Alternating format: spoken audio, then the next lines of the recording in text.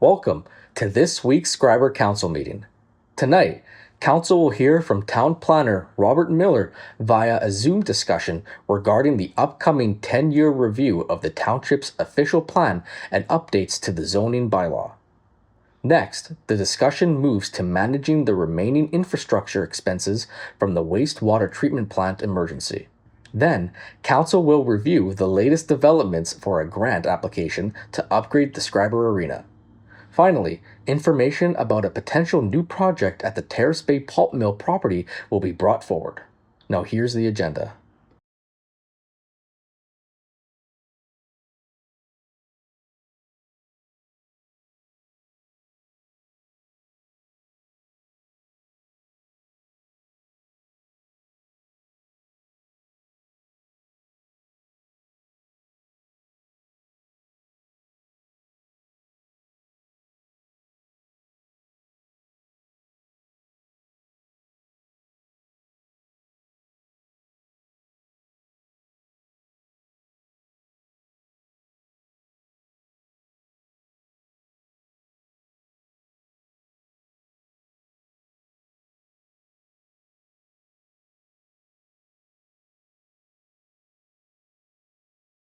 Good evening, everybody.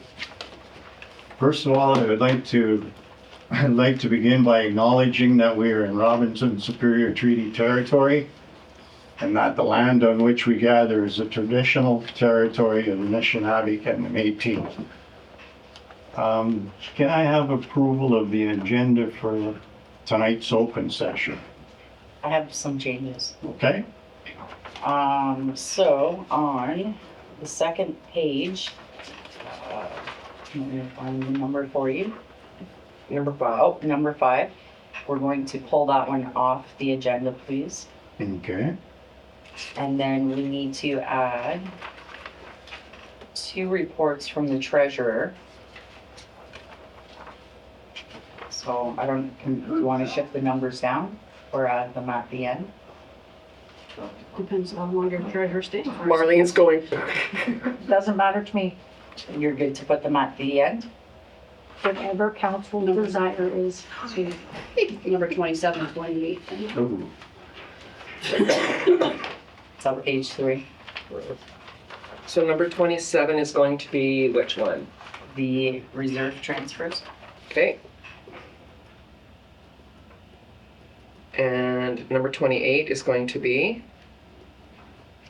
The borrowing. Reserve transfers and borrowing. What do you want to call it? Yeah, 2026 transfers, reserve transfers, and 28 is state of emergency capital borrowing. There we go. And this one, Rhonda? Here's that one. Can I see it for a second? Oh, that one we're not going to discuss. Okay. That's just for your information. Oh, there you go. Okay. 27, 28.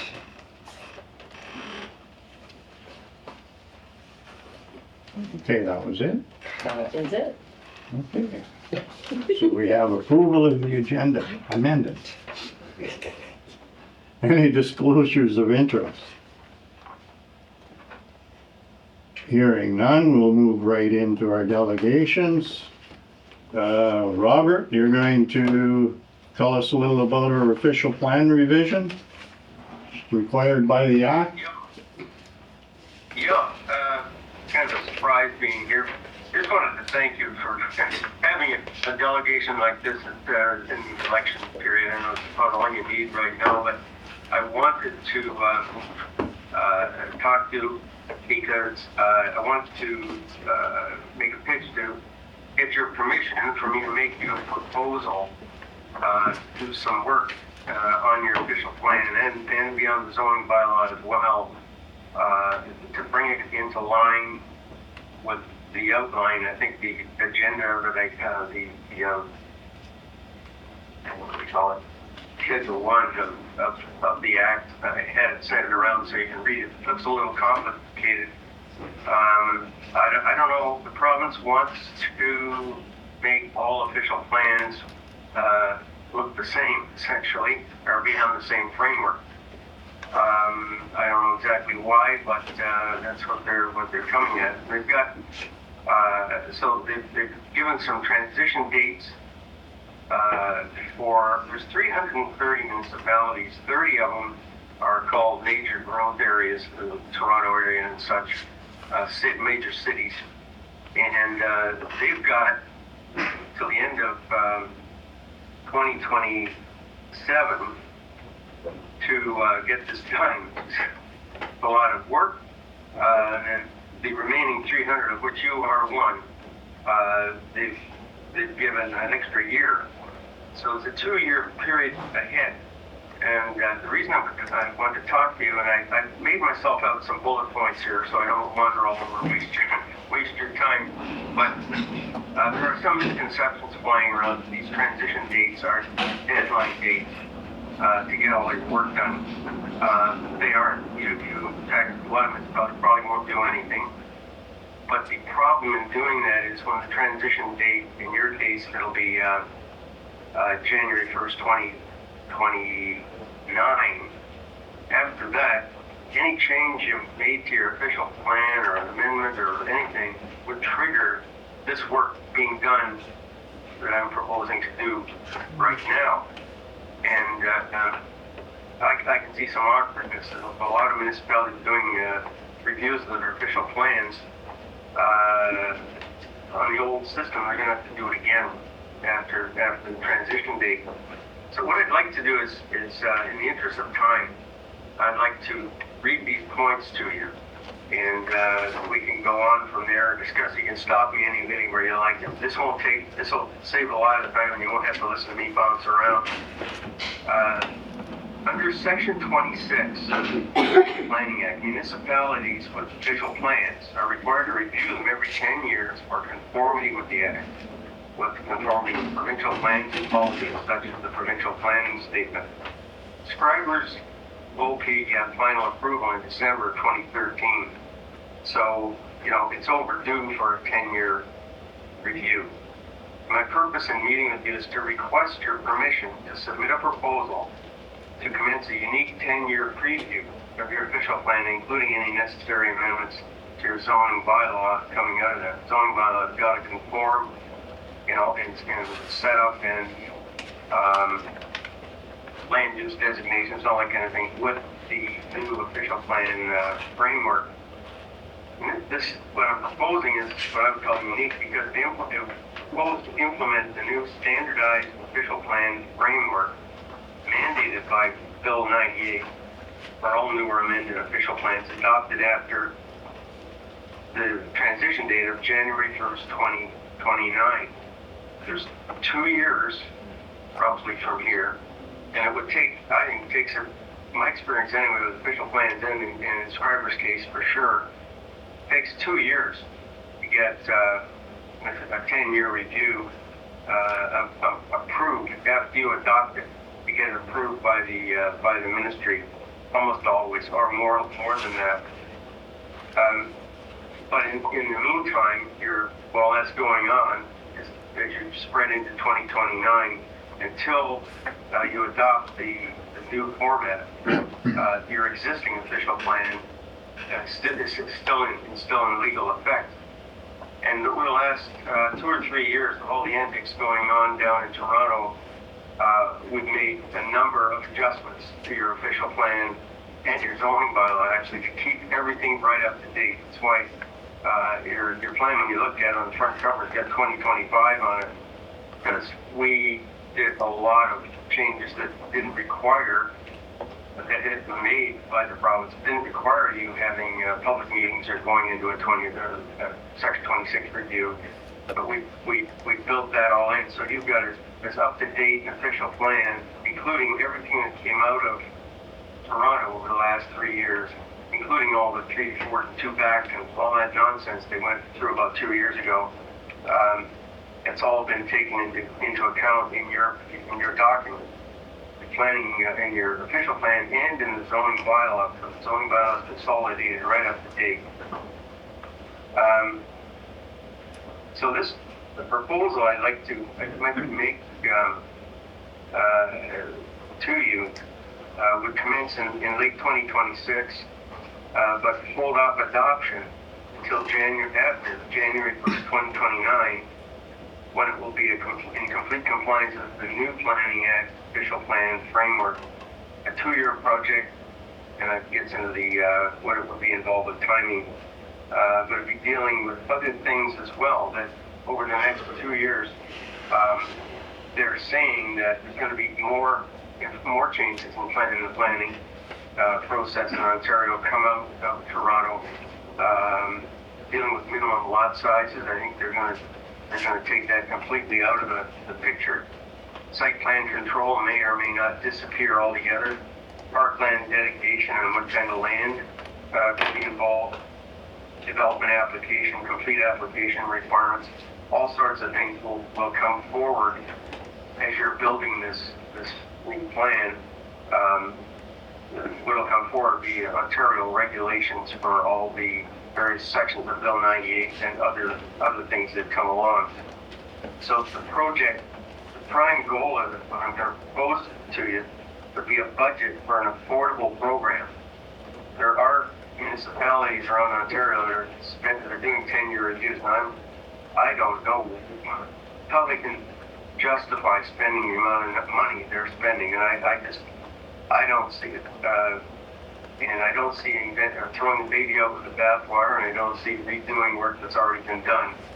I can see moving forward with minimal cost and scheduling.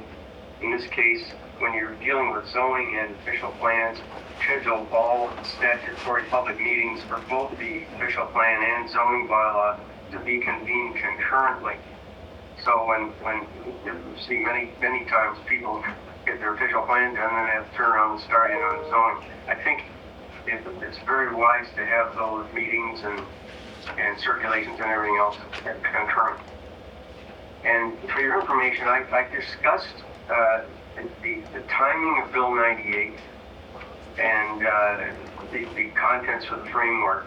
I discussed that in terms of a 10-year Schreiber OP update with Bridget Schultz hosted. I don't know if any of you have heard of her.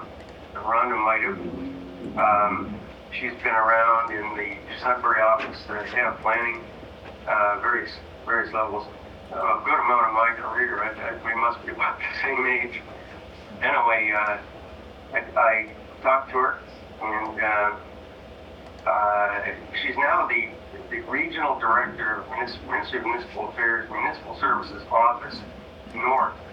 She's the top person in the Sudbury office with Municipal Affairs, planning, and in Thunder Bay. So she's is at the planning area. They just call it the North. So it was a good thing to talk to her and discuss the concept of adopting the Bill 98 after adopting your OP, a new one, after the Bill 98 transition date of January 1st, 2029. So she's very interested, and she agreed with the idea, and you're not alone. She's interested in monitoring the project to see how the municipality, the township, Schreiber works with the new framework.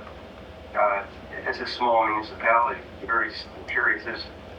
Some of these transitions, I've heard $5 to $8 million mentioned in some of the larger ones. Wow. It's no small thing. In my view, support from her indicates a level of confidence in the project and validates a unique platform to move forward with. And with regards to, I'm sure you're all wondering, with regards to project costs, I'd like to propose an upset limit. That means the outside edge could be done for less. I'm no intention of throwing the baby out with the bathwater and redoing work that's already been done.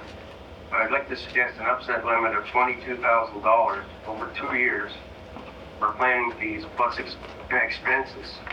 And if they're dependent on travel mostly, maybe we get away with everything on Zoom. I don't know, but it's up to council. But and an additional upset limit of $3,000 for AutoCAD mapping. We got to rejig all the zoning maps and the official plan maps as well.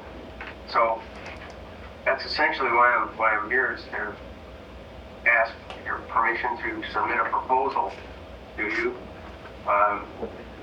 that would outline the schedule of work and timing and fees, but spread over the 2-year period. The idea would be to get that done across the January 1st, 29 period or date, and then adopt it after that. It'd be right up to date with the requirements of Bill 98. And I understand there's other municipalities that are following that. I just saw a notice yesterday that Georgian Bay has launched a full-blown approach the very same way as that. Doing full well, it'll take 2 years. You know, you can't work all the time. There's periods when there's Christmas and holidays and that sort of thing. Robert, I just have a quick question for you. So, in talking with Bridget, it eases my mind a little more that you've spoken to her. But with planning on not adopting this until January of 29, we still have to submit at that time then to municipal affairs, right? So does that put us over the deadline, or is she willing to work with us and it's okay? No, that's not a deadline. That's a transition date. Yeah. Transition. And if you can wait. The thing is, you're overdue for the 10-year review. That's true. But the you could be over to do that adoption long after the January 1st. It's just if you wait and you don't, you're sitting on an out-of-date official plan. The minute you move to do anything, you're going to have to do this, what I'm proposing anyway. Then, it would be much easier on you, I think, and everybody to move forward over a 2-year period. And you have to submit draft documents to Bridget anyway along the way. And I'm sure she'll have a few things to suggest. And they're gonna be dealing with an awful lot of other municipal programs with the same thing. Although I'm sure there will be people that'll wait and do nothing. But I think the best thing is to just get after it. And that's why I just thought I'd be a delegate and see if we'd agree to. Just simply accepting a proposal. You don't have to take it. You can do whatever you want. But I just wanted to talk to you ahead of time and answer any questions that you might have. Do you really need any permission? I haven't been up in person for an awful long time, so I know there's a lot of counselors here that I've never met. I apologize for that. A couple of old guys sitting there that I've seen a long time ago, too. Must be talking down that end at the table. The mayor's got a little whiter than the last time. Do you want an answer on the proposal tonight? We're good with Well, it. if Yeah, I think we're you okay. don't have to, I'm not asking you to accept the proposal. No, but put one together and Yeah. we'll take a look at it for sure. Yeah, I just wanted to talk to you. It's a very, very unique situation. I've been my good part of my life in planning, and I've seen a lot of changes. I'm retired now. I was 37 years full member of the Planning Institute, and 7-year apprenticeship before that, when I used to be the Town Planning Institute of Canada. But I've been around a while, and I've been about 15 years now. I've been retired, but I've got a lot of projects in retirement. The strangest thing is when you retire, if you if you take a membership with the plant with the OPPI, and you're retired, they don't want you to work. I don't know, that's pretty out of date if you ask me, so I enjoy what I do, and that's why I'm still popping along here. Okay, well, My wife's also full registered one, and Cool. So I have two comments. Number one, in our strategic plan, corporate goal number 4 is to update the official plan. So, and if it is 10 years old, I think it's smart. The other thing is, when he sends his proposal through, I would suggest that administration work that into capital projects for 27, 28. I think that's the best way to pay for it, just like we pay for other asset management plan updates. And then you can bring it forward to the next council. But I think it's absolutely time. yeah, for sure. Agreed. Okay, Robert, you can put one together and send it off to Rhonda, and we'll take a look at I'll it. be working on it in the next week or so, and again, I apologize for coming. I wouldn't normally, but I don't know if you're going to be lame duck or what's going to happen, but it's an awkward time in the election period, and I just wanted to get this in the backs of your minds before the election. And Okay, well, Rhonda will keep you up to date whether we're lame duck or not, and yeah, it would be nice it was nice seeing you. Stay dry. seeing you too. Okay, I'm sorry. Oh, I just said stay dry. I know your situation. Yeah, we're all right. Everybody that lives north of the escarpment here is living on the bottom of Lake Iroquois, former Lake Iroquois. The drainage isn't good at all. They used to call Niagara on the lake the Great Black Swamp. Now they've got all kinds of drains in it, but that was, I think we had almost 2 feet of water come down in one storm. Well, seriously, 3 storms on it, one after the others. I felt sorry for a lot of people, and a lot of good stuff out in the lawns ruined by that. okay, well, thank you very much. Thanks very much, Ben, for having me there. Okay, I just gotta find the right button here so I can click out. Thanks very much again. Bye-bye. okay. Shouldn't have said that, sorry. It's okay. Okay. Question period. There are none. None that you have. None submitted. Nope. Do you have none, or? No. Brian? Okay, minutes of previous meetings. Resolution 198-26.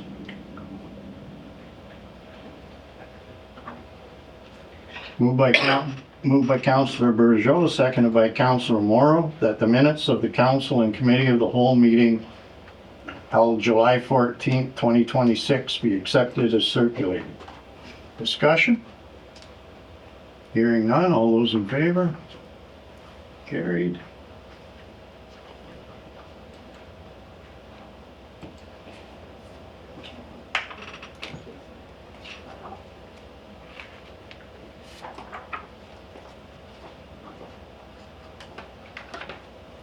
Resolution 199-26, moved by Councillor McGrath, second by Councillor Bryson, that the minutes of a special council meeting held July 22nd, 2026 be accepted as circulated.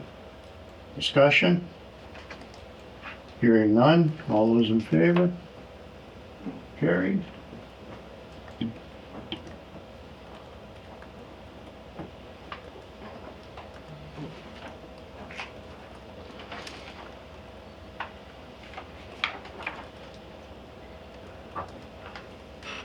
Resolution 200-26,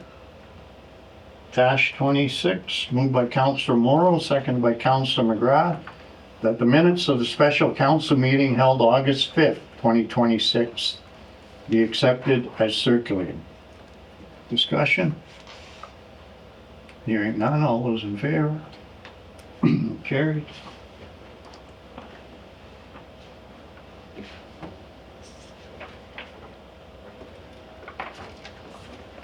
Business arising from the minutes, committee of the whole recommendations.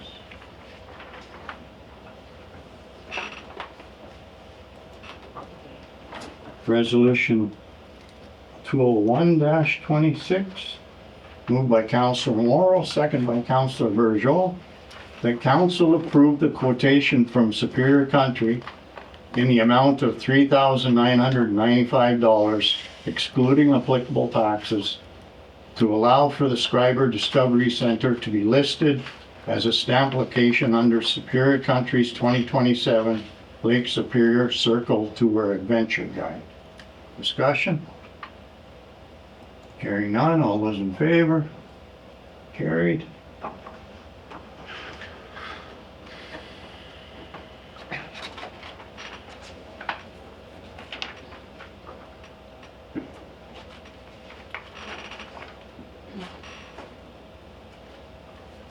Resolution 202-26, moved by Councilor McGrath, seconded by Councilor Bryson, that council approve the expenditure request and approval to proceed from the Ontario Clean Water Agency in the amount of $8,340.35, including applicable taxes, for emergency repairs during the high turbidity events and boil water advisory.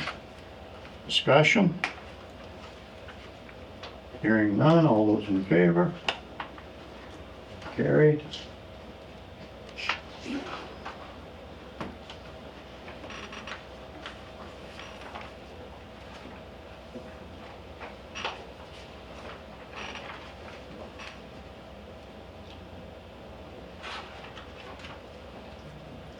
Resolution 203-26, moved by Councilor Bryson, second by Councilor McGrath, that the council of the Township of Schreiber support resolution CR 143-2026 of the Township of Terrace Bay with respect to the establishment of a Northern Ontario policing grant. Discussion? Hearing none, all those in favor? Carried.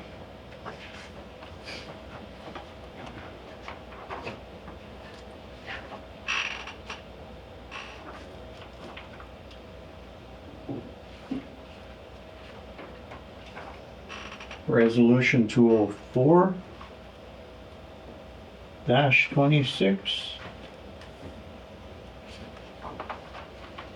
moved by Councilor McGrath, seconded by Councilor Morrow, that the council of the Township of Schreiber support resolution 163-2026 of the Township of North Stormont with respect to a call to return to property tax reassessment cycle. Discussion? Hearing none, all those in favor? Carried.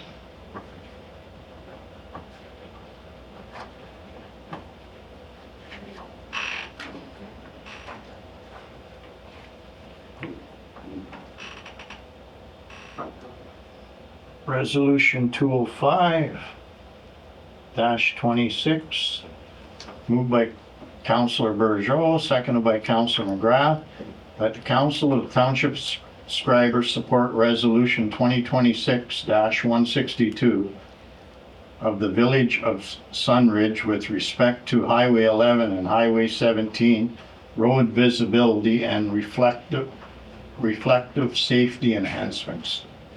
Discussion? Hearing none, all those in favor? Carried.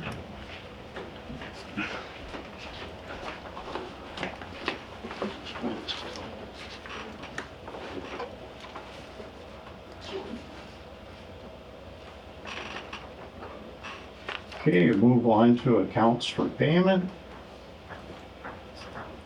Resolution 206-26. Moved by Councilor Bryson, second by Councilor Burgeot, that checks issued in the general bank account in the month of July 2026 in the amount of $98.78 for general accounts payable be approved and ratified. Discussion? I just have one question on the Shaw accounts. Are these yearly bills or monthly bills? Most of them are monthly. Monthly. And and what is that for? Is that for the internet or other stuff? Yeah, we have some here for the Public Works Garage, the arena, the fire hall. The community hall and the weight room is internet and cable. Library, internet fees are in there. And the Discovery Center. Okay, I just thought if they're monthly bills that were, I don't know, just seemed high to me, but Is that because it's commercial internet, Mark?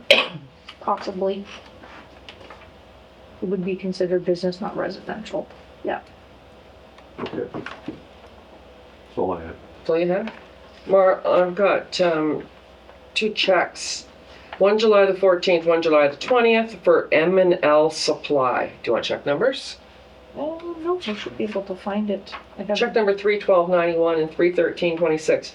Just, I'm sure you're going to say, this is what, I can't remember what M&L Supply does. I think it's fire department, but yes, so there is the check July the 14th is for the 8 used SCBA cylinders that were split, purchased half for Schreiber, half for Pays Plat First Nation. Okay, And then the 4 new SCBA cylinders. And then there was an annual service that was also included in there. And then the other check, 31326, Yeah. is for fire hose. And that's it. okay. That's all the questions I had.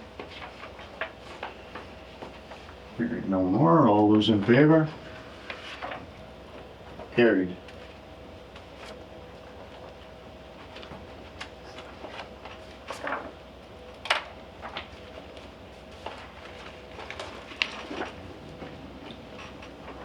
Resolution 207-26.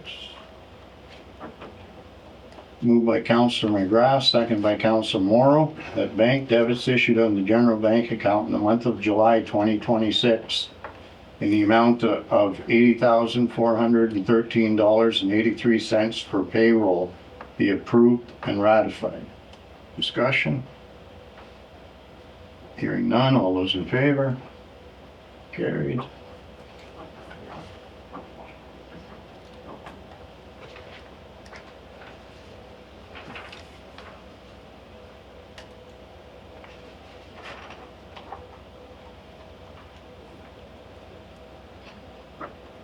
Resolution 208-26,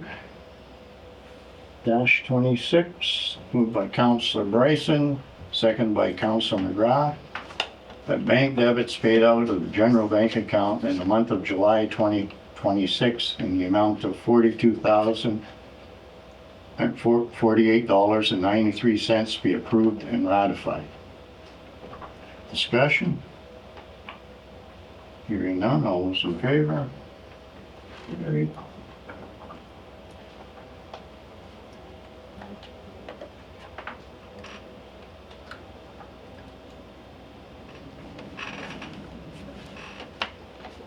So there's no unfinished business. Move on to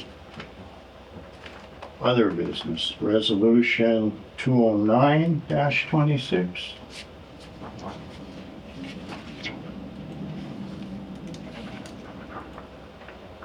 Moved by Councilor Bourgeois, second by Councilor Morrow, that bylaw 23-2026 being a bylaw to authorize the execution of an agreement between the Township of Schreiber and Northern Ontario Heritage Fund Corporation be given first, second, third, and final reading and enacted. Discussion? Well, did you want to just give a high-level overview on what that grant was for? Wait a second, let me get it open. Sorry. It's the one that the Cascado. Yeah, for the Cascade hiking trail. And there's no cost to the township for that grant. None. It's a partnership thing. Yeah. Okay, well, good. All those in favor? Carried.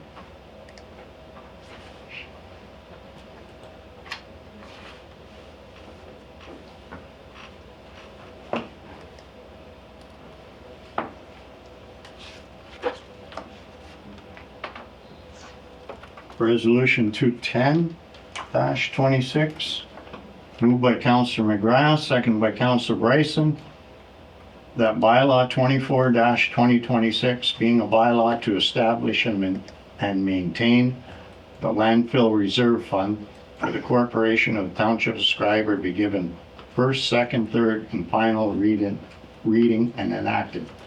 Discussion? Rhonda? Okay, so this bylaw is just to ensure that the Township of Schreiber is adequately putting money aside every year for the closure and post-closure costs of the Terrace Bay landfill. Marlene, do you want to explain the difference between reserve and reserve fund? A reserve fund is clearly earmarked for what it's being set up for. Okay. So this fund will be set up for closure, post-closure costs. That's right. Does anybody want to go over Schedule A, or everybody's good with the numbers? Yeah? All those in favor? Carried.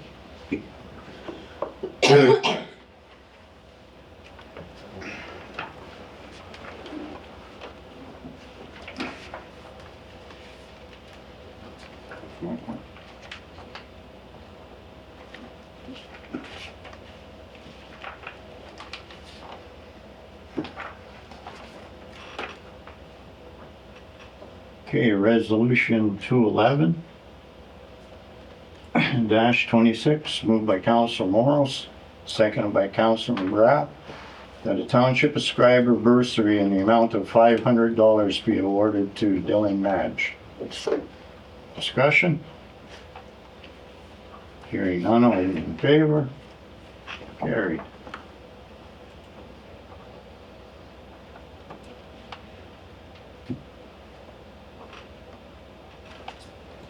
Okay, now we move on to the committee of the whole portion of the meeting.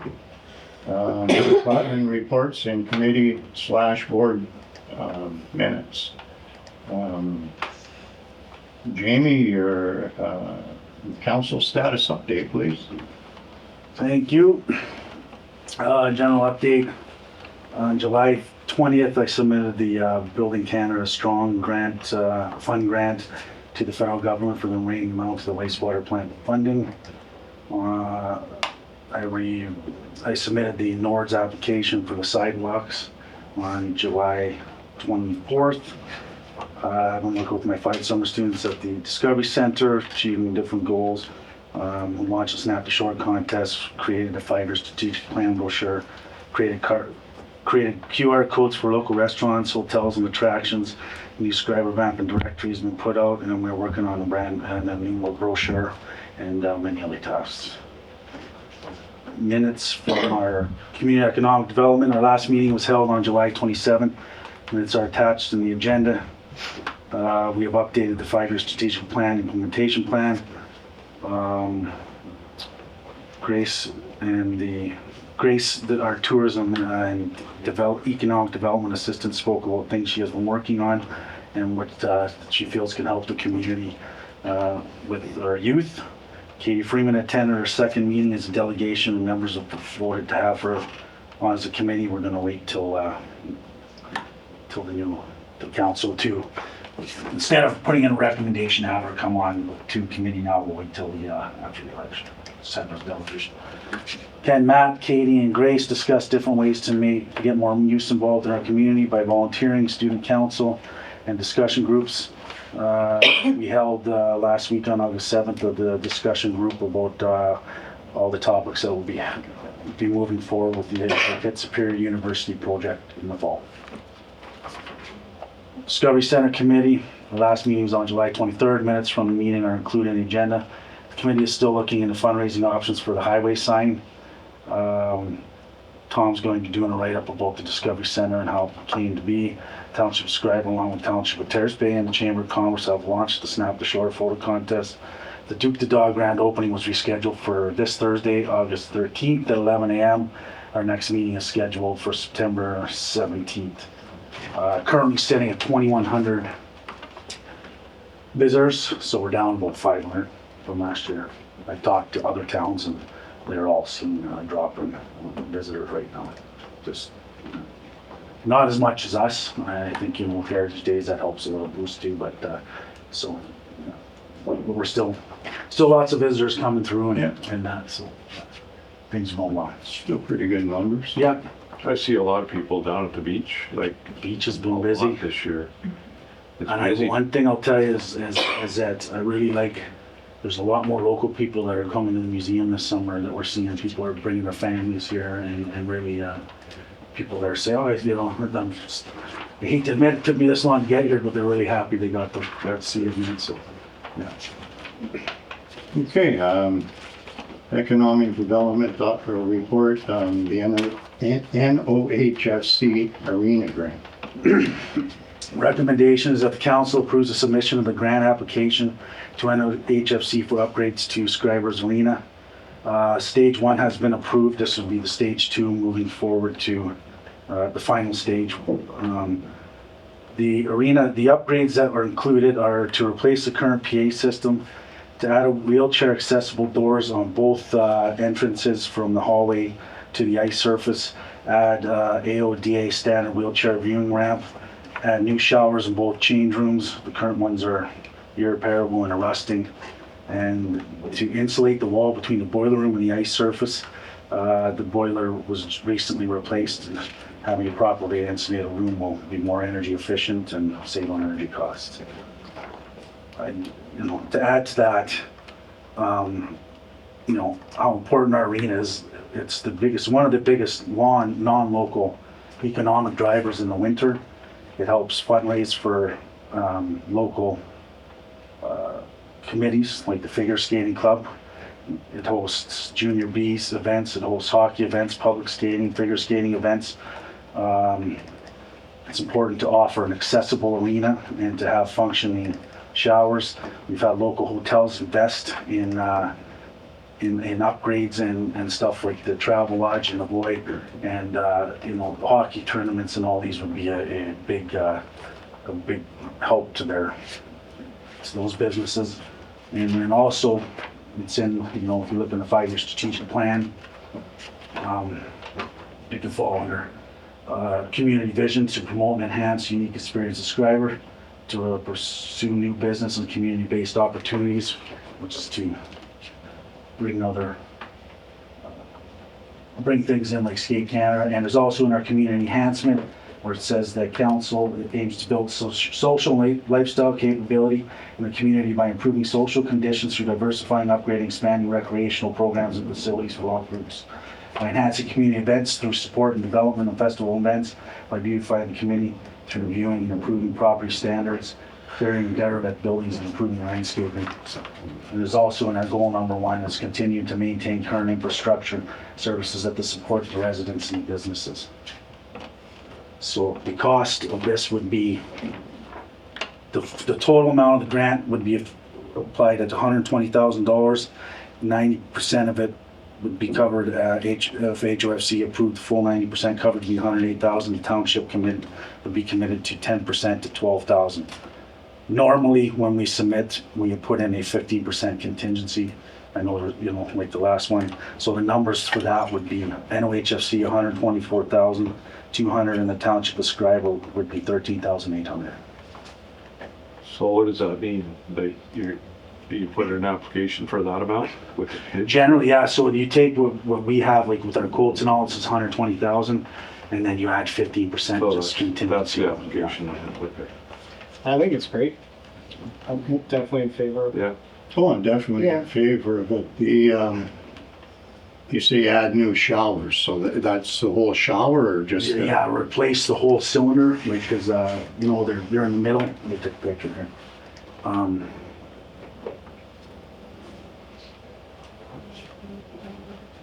See, there's just one in the middle of the room, right, without multiple showers around it. Okay. They're either rusted out or not working, so the 80s will have to replace both cylinders with new shower heads around it. And repair the connection at the roof there. Does that include the tile on the floor being repaired in This project? or just the shower? I don't know, I'll have to double check. Okay. Yeah, I can ask them, yeah. Because there's some loose tiles. Okay, good to know. Yeah, good to know. Just before you're gonna be finalizing something, yeah? Sorry? If you're gonna be finalizing something, yeah. So this 120,000, Jamie, even like without the contingency, how did you get to that number? 120,000, just the quotes from, for the PA system. Quotes from the 80s for the shower, for the insulation. Quote from the power center for the PA system.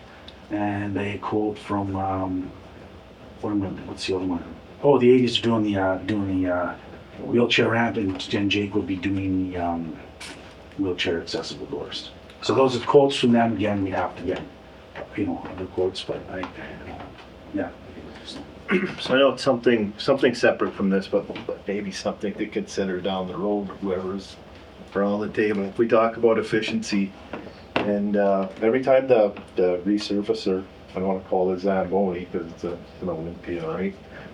When that goes on the ice, we turn on fans down at the far end, and there's a vent, and if it's not the size of this wall, it's nothing. That thing opens up, and the building is instantly frozen. We need to look at something. Can we maybe close off 98% of that or something? Like, I know that it's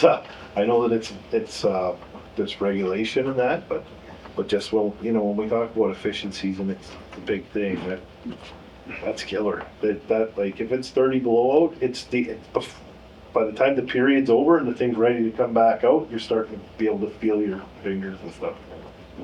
Like, it's brutal. I guess, yeah, no, I guess you can talk to the director of operations about that. And I know that it's a little bit off topic, but No, it's It's good to know. talking about, It's not- when we're talking about our arena. Yeah, definitely. So speaking of that, is the director of operations involved in this? In this one? Yes. Oh yeah, she's got the quotes from, I got the quote from the PA system, and she did the quotes with the 80s and Jake and that. So yeah, we're all working together. Yeah, we got 2 or 3. Did we get 2 or 3 quotes? No, well, we have to, but yeah, when. So this is kind of initial, second. He's just looking for Yeah. a resolution from council supporting the application. Yeah. Yeah, If we're okay. successful with the Then I have to do application, then you that. have to follow your procurement Procurement, policy. Okay. Yeah. Yeah. It is tough. NOHC understands, like, it took me a long time just to get Power Center to come do that. There's not anywhere else around, you know, unless you got it from Southern Ontario to come to do that, so. Oh, That's been I think discussed. everything in there is great. Awesome. Okay. Good stuff. Okay. So we are recommending it then. Oh, definitely. And do you wanna add the tiles, Jamie, or is it too late? No, You don't have to, it's just, No, I'll phone them. They'll get in there, yeah, for sure. Good to take a look at. Yeah, they'll, Yeah, so the NOHSC ranking, what, the 200, right? yeah. Okay. And if we got a contingency, You know what, something else, Jamie, maybe worth looking at is some type of a, like, I don't know if there's even an exhaust fan in those dressing rooms, is there? I don't, not I think today, there is. not that we saw today. no. but it may help those showers and stuff last a little bit longer Yeah. if there's a little. there's no way There what was. happening.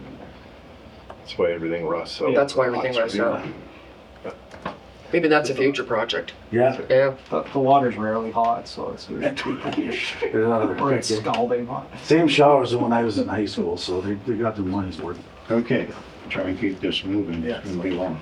Okay. Okay, Economic Development Officer, Agasaga Golf Course Partnership. Recommendation, the council approves a 3-year partnership agreement with the Aguasabon Golf Course for their Putting Green advertising program. The benefits of the partnership: the sign helps advertise and promote Schreiber's community. A lot of the golf course members are Schreiber residents. It helps support the local golf course, which contributes to our community's health and wellness. Over 257,000 people went up and down that road last year. And then I had a little spelling mistake. It's not price. It's this price to make the sign is included in the $400. So it'd be 3 years from the October 1st. Expires on October 1st of the third year, and the $400 would include the sign being built with whatever image is chosen by council. Jamie, this money is going to come out of? Well, I don't know. I have a little bit of money left in my PR and stuff, so I can take half of it out of mine if we can find somewhere else to. Maura, do we have room in the council's PR? I'm gonna say no, before you even look.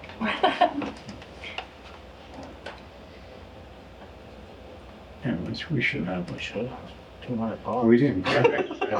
We didn't cut it. No, but you Speak to see where. Let her look. okay. We'll see. You might be right. I'm not saying you're wrong. Because it will depend on, like, where you are right now is, doesn't mean that you haven't committed anything for the end of the year, right? That's right. So at this point in time, there's room, but there's a lot that usually happens What throughout have the we year. committed? I'm not sure if that's where your, Christmas party and stuff like that come. I don't know if we have to buy, I can't remember if it's pins or pens. Pens, I thought we bought. We need to get pins. Yeah. Yeah. So And your question, Mayor, is? So how much do we have left? at this point in time, I would tell you, like, your budget is pretty tight. So I will see if there's any notes in the,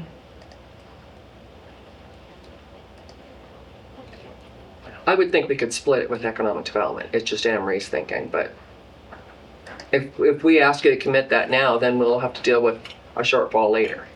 right, that's correct. Yeah. So in your normal budget, you have your physician recruitment, which you doubled this year. Mm-hmm. You have your Christmas expenses. What else is in there? I'm sure we can shave some off there. Maybe there's a couple left, What's that? couple left awards. Well, I think we can do the 200 with the Yeah. economic We development. can I split think it. so too. Council, yeah? I mean, it's worth it. Yeah, Okay. sure it is. And Jamie, do you have any thoughts about what you want to put on the sign? No, that's, I mean, there's lots with Splash Pad and Alvis Park. I don't know, but,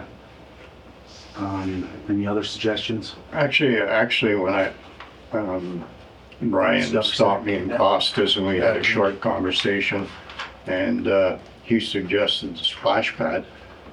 I'm all for that, but you gotta remember, if you do kids, you need the permission, right? Yeah. I mean, Yeah, it's a little gut. yesterday you would still be looking for permission because there had to be 40 kids under it.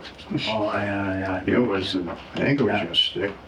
And actually, and you did suggest one, Aaron, was the picture, we'd have to get everyone to sign somebody to put up as a picture of the Mallory's Blue Park opening when you saw 60 people there on, I think we can go far enough back, right? And they can't identify faces. Is that not the rule?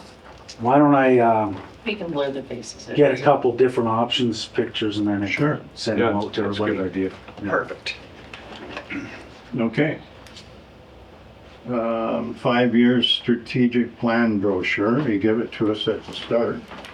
Yeah, sorry, I gave you the rough copy there in the council package, but nothing's changed in the wording. All it is that, we put the one picture had a picture of a child in the splash pad, like you just got, and we replaced it with just a splash pad, picture of the splash pad showing the train. So we didn't have any personal picture or people in the pictures, so.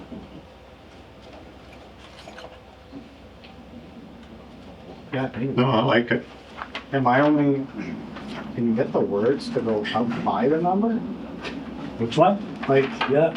does it automatically like indent it down the way the formatting Oh, is? yeah, you know what, I'll see if You know I what can I- do that, yeah, for sure. Yeah, Janice, you If want? it's only me that doesn't like that, then I don't care. No, okay, no, and I just want to shout out to Grace, because Grace, Yeah, it's the super summer good. student, put all this together, and even a Yeah. lot of the work, she did a fantastic job. Yeah, I'm just not sure. But I know what you see what you mean. Yeah, there, Yeah. or even She'll fix it. shrink the She's- number size. She's, yeah, really talented at that stuff. So Yeah. good. That was my only. It's not to add to our achievements to date.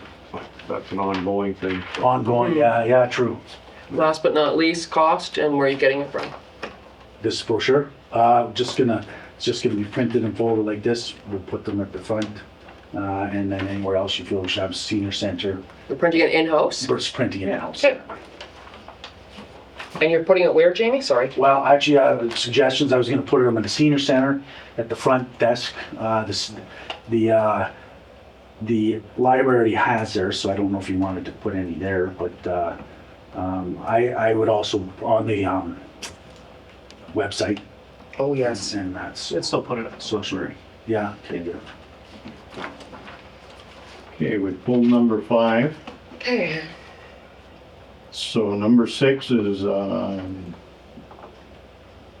economic development officer report on Support. what did we call it before? The NEDAC. NEDA. So recommendations that council approve signing a letter of support from NEDAC to be sent to ministers in support of the potential Sustero project on the vacant Terrace Bay pulp mill property. Pulp mill, it was important to Schreiber's economy. Having a larger or newer employer come in will create jobs, attract and retain new residents, and support local businesses. Schreiber and surrounding communities should support any new company willing to invest in our area. Attached is a copy of the rough draft of the letter. Yeah, they spelled Schreiber wrong. Oops. That just in the letter. In the right? letter, The letter, okay, yeah. on behalf Just of. in a letter, not, And you were sent the actual, I was sent I got bombarded with it this afternoon yeah, when I was up in Thunder Bay. yeah. Everybody's good with me signing it? Oh, yeah. Yes. Okay, I signed it. I got bombarded with it. The spelling mistake. Thanks for that, Jamie. Yeah, I think- Discovery Center committee meeting minutes. Oh, yeah, I can, sorry. I did review those, just, I reviewed Okay. the minutes with economic and the Discovery Center, when I just did my status update, I just gave a Okay, brief. So- on that. we'll move on to number 9 then. Thanks for your report, sir. Thank you. Thanks, Jan. Hi, Jamie. You might want to hang around for this last one too, because I think you might be involved in this project. Sure. CAO clerk report, monthly update. Okay, so the finance department's been extremely busy with both water and tax payments coming in. The 2024 financials have been completed and uploaded on the website, and 2025 is well underway. So thank you, Amanda, Berlin, and Marlene for everything that you guys do. Public Works has been very busy with the trackless repairs and summer maintenance. Summer students have been a huge help to the recreation team in keeping our grounds beautiful. So thank you, Tammy, Corey, Chris, Austin, Clint, Josh, Albert, Steve, Mike, and Jacob for everything that you guys do. There's nothing, well, this is a lie now. We do have news for recreation. We have a new programmer starting this coming Thursday. So we're very excited to have her with us. We'll announce it later in the week. Jamie's completed the NORDS application, as he's told you, and made the final reports for previous grants with the help of his summer student Grace. They have designed the strategic plan brochure, which you know, and are working on a Schreiber Township flyer for advertisement and distribution. So thank you, Jamie and Grace. For administration, Cecile's been busy with her normal clerical duties and keeps us organized. Between payroll, council packages, and the cemetery, there's always something for her to do. So thank you, Cecile. We have reposted for the bylaw enforcement officer position. The senior center, Kathy and her volunteers put in endless hours developing and executing the senior programs that are enjoyed by her very large membership. The program's truly amazing and benefits our community in so many ways. So great job, Kathy and her committee, for all the support and help that they tirelessly continue to provide. And from my office, Savannah's been working extremely hard to digitize our office. She's made great progress in doing so. And every Friday, she makes us popcorn to wind up the week. So it brings us a little cheer. It's great. So thank you, Savannah, and we're going to miss her tremendously when she's done. AMO delegation packages and correspondence have been the theme the last couple of weeks, with the wind up of nominations fast approaching. The clerk's office has been extremely busy preparing for campaign wind up. I just want to say I'm grateful to the council and the team who have all the community's best interests at heart. So it's a great place to work and a great place to be. Okay, thank you for that. Report on the student counselor or counselors, Okay. whatever it may be. Okay, so council's talked about this in past, and we know from attending NOMA that other municipalities have been on board with having student counselors at the table. So Jamie and I had talked previously about approaching the high school this fall when school goes back in, doing a presentation to see if there's any interest and if the school is willing to work with us to recruit a couple of students. So I spoke to Daryl at a marathon and he provided us with their information. So that's where this is based on, and if council's good with it, then we will try and set up a presentation for September. It'd be great, let them get in the swing of things and then do it. Sorry, Jay, I what? would wait, let them get started on the school year a little bit and then get in there. Well, I But I also think suggested waiting on a new council. Like, I don't know what a school year semester runs, but I almost suggest waiting until January to get them, or maybe February, because if we get a new council, we let them get in here and get established first. And before they got a couple students shadowing them, kind of thing, you know what I mean? So they would do one semester, right? So it's the whole year? Yeah, October. That's what's in your policy, Yeah, October it's like 2. an extra, it's an outside of school thing, so it doesn't have to go by By semester. semester, okay. I think the shadowing thing is definitely a concern, but I think if you can get them in here in September, they're gonna have September, October, and part of November with what, like shadowing Benji. Yeah. But you get them settled, and then I think it might be good for them to see what it's like to have any counseling. And Sure, an election. we are here till November. We are here till November. The only thing is, Rondo, 1 or 2? Well, it depends on what the interest would be, right? Okay, I would And- stick with one. to start. 1 to start? That's my suggestion. How many did Marathon have? Two, I think, but I would agree with one. So, Well, they might feed on each other, they might help them have to, I think if they could feed on each other's See experiences. where the interest is. Yeah, see what the interest is, maybe like Yeah. when they're recruiting and one. But I mean, we've seen them at NOMA for the past few years, and it's awesome to see those young kids up there, and Yeah. and they're really smart and they're interested. So Yeah. Yeah. Does the high school run the election? Am I reading that right? Mhm. It's very interesting. I mean, They have to be elected by their peers. That's awesome. It would be a grade 10 civics and careers class that might want it. A grade 10 civics class might do it or something like that. I don't know. You'd have to talk to Amy. So is there like, can they be from any grade? Like 9, 10, 11, 12? and they're elected, You're elected. most popular. They just I have to think be that's awesome. Assuming a resident of Schreiber. Yeah. Listen, this has been a strategic priority. We've talked about this a couple Yeah. times. Oh, it's great. And See what happens. I hear you though with the shadowing, but I think if you get them started early, you get them seated. Okay, I guess. Another big idea, and now we have to order a bigger table, yeah.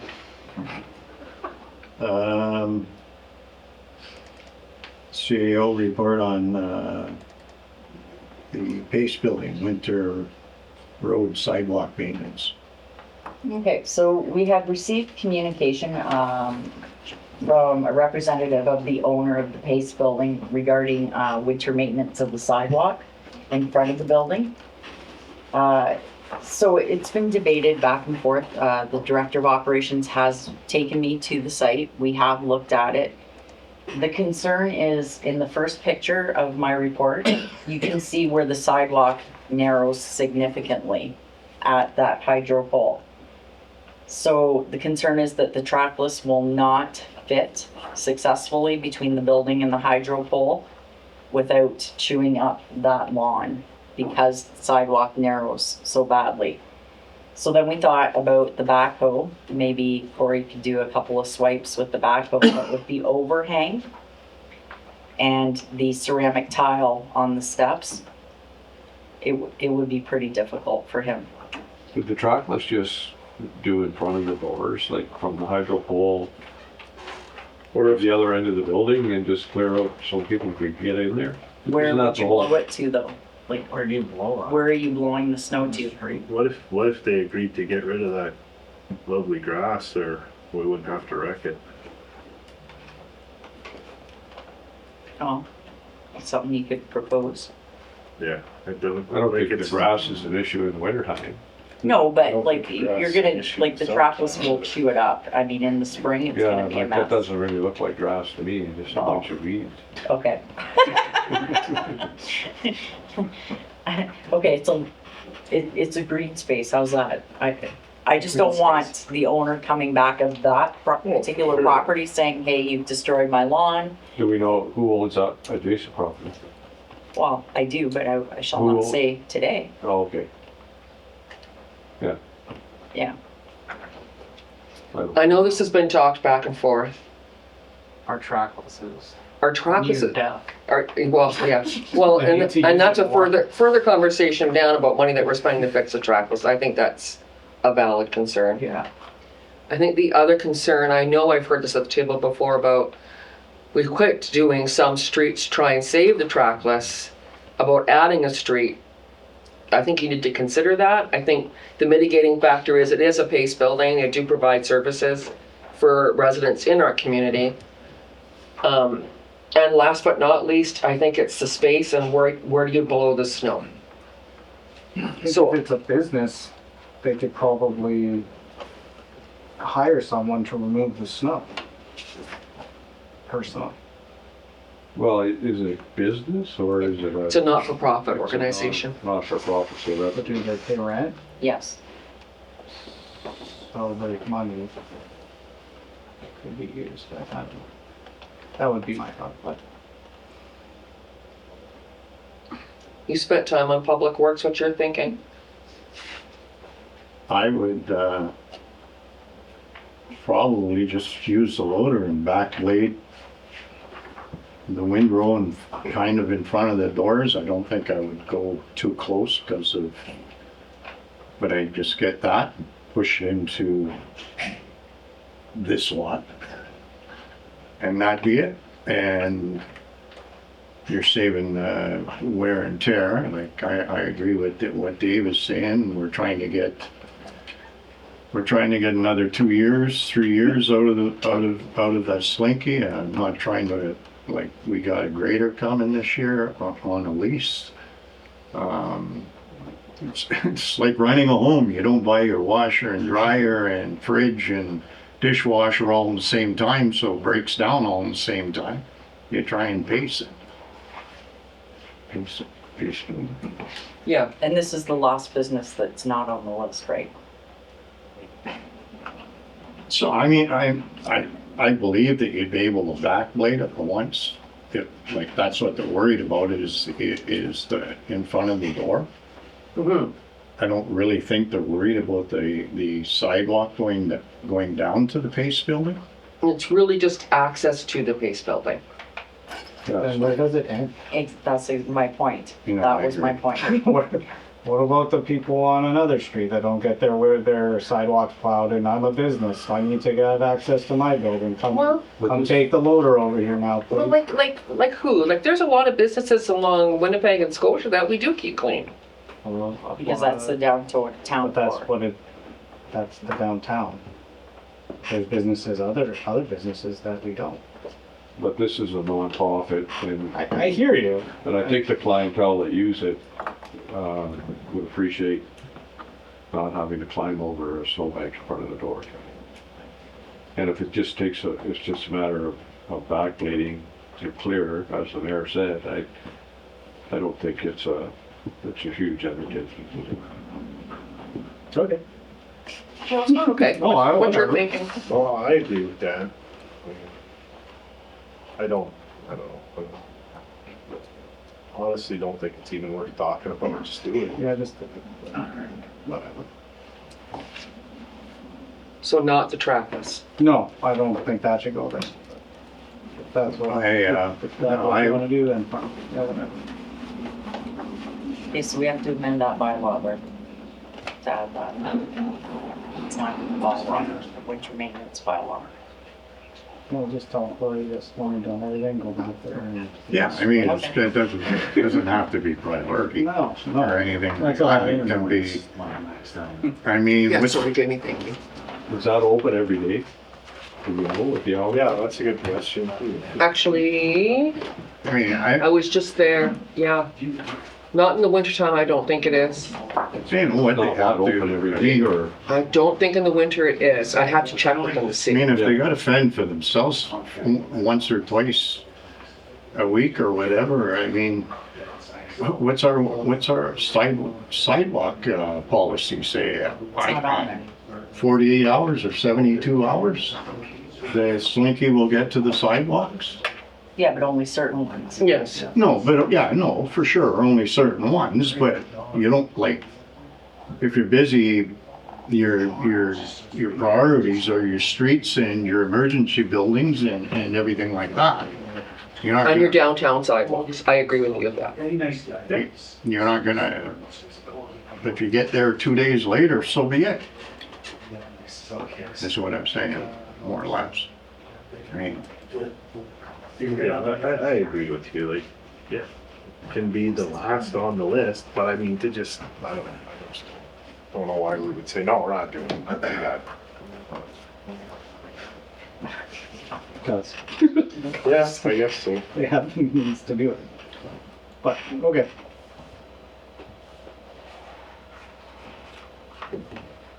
okay, Is administration, you have an answer to that? Oh, sure. Yeah. Yep. I'll send it to him. Excuse me from going over to Sean. Okay, thank you very much. okay,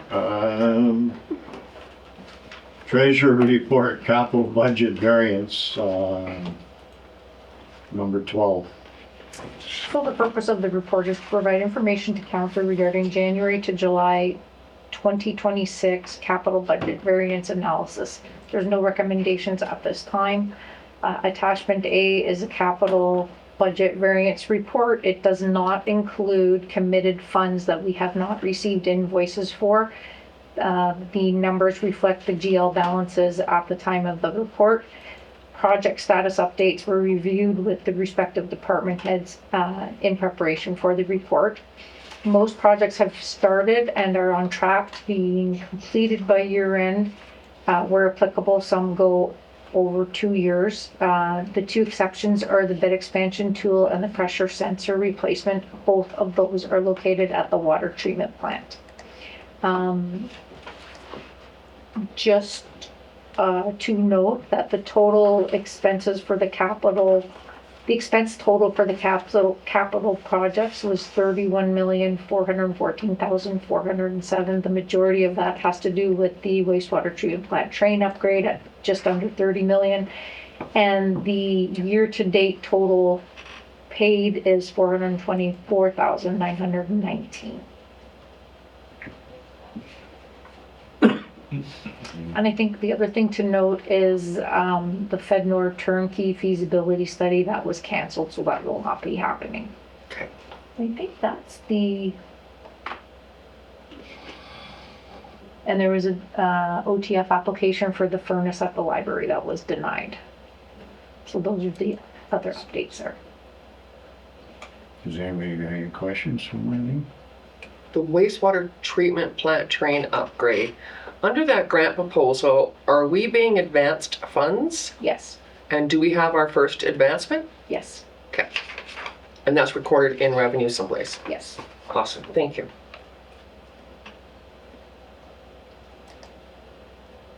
Nobody else? Okay, we move right on to the operating. Okay, so.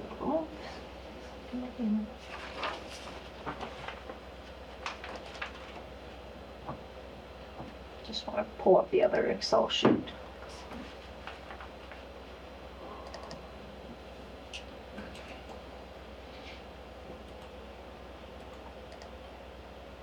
Okay. So the purpose of the report is to provide information to council regarding the January to July 26 operating budget with variance analysis. There's no recommendations. Attachment A is the operating budget variance report summary ending July the 31st. It provides high-level balances for both the revenues and expenses for each of the operating departments. These balances have been reviewed with the respective department heads in order to provide the information on activities that have occurred and are reflecting in the balances as well as anticipated activities going forward. Overall operations are progressing nicely with most departments on target. However, we are anticipating being over budget at the end of the year in the Senior Active Living Center due to council's direction to deviate from the 26 budget figures.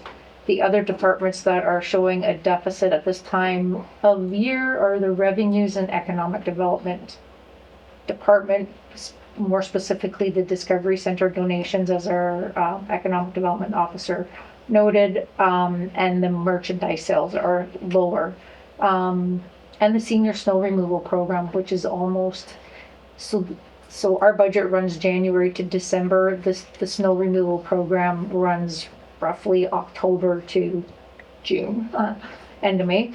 And so we've exhausted from January until the end of 26 early winter season. We're almost at the budgeted expense, but there was a lot of snow. We had a lot of snow. We had a lot of snow, so we'll see what Mother Nature provides. El Nino this year. Yeah. There are savings that will be seen in both the bylaw and recreation departments due to staffing issues for each of those positions.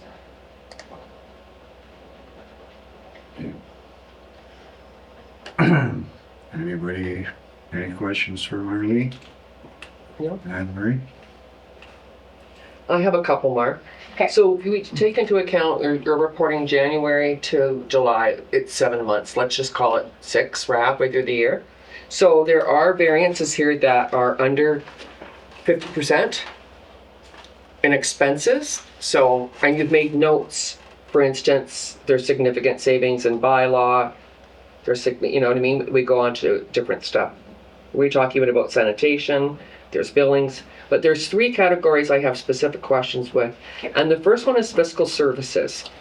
So you've got our explanation as the overall department expenses are on target. 2026 actual is 88.4 to round.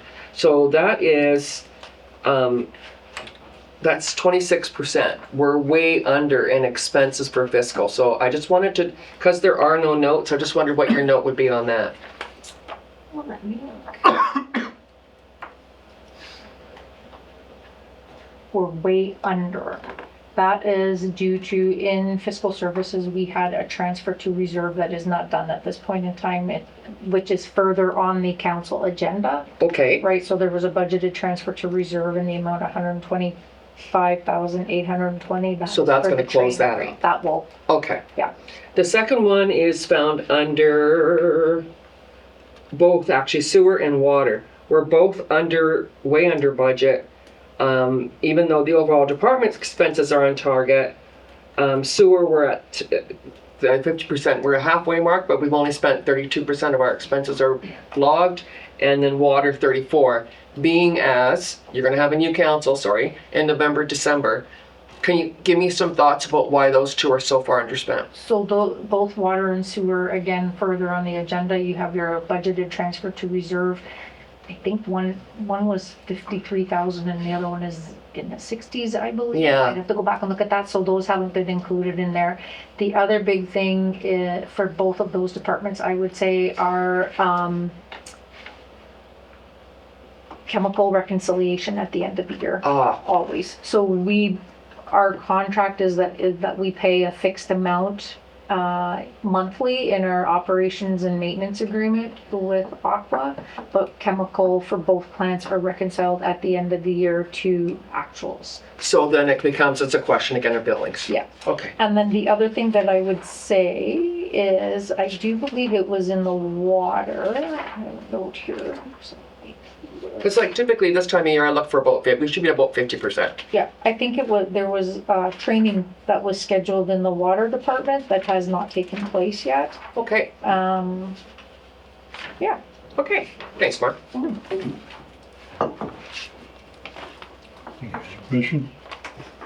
Hearing none, treasurer report, council expense and remuneration. Okay, so.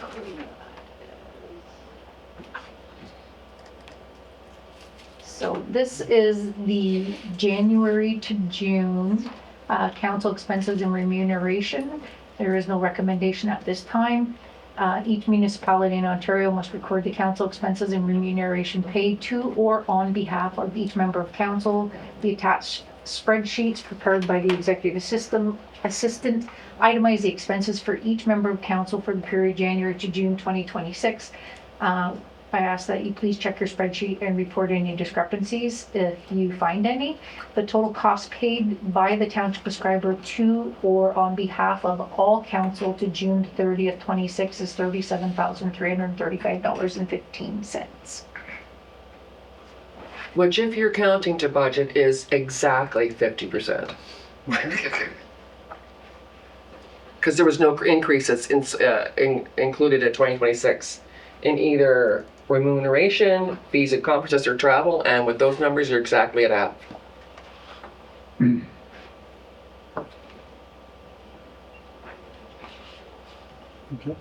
Okay.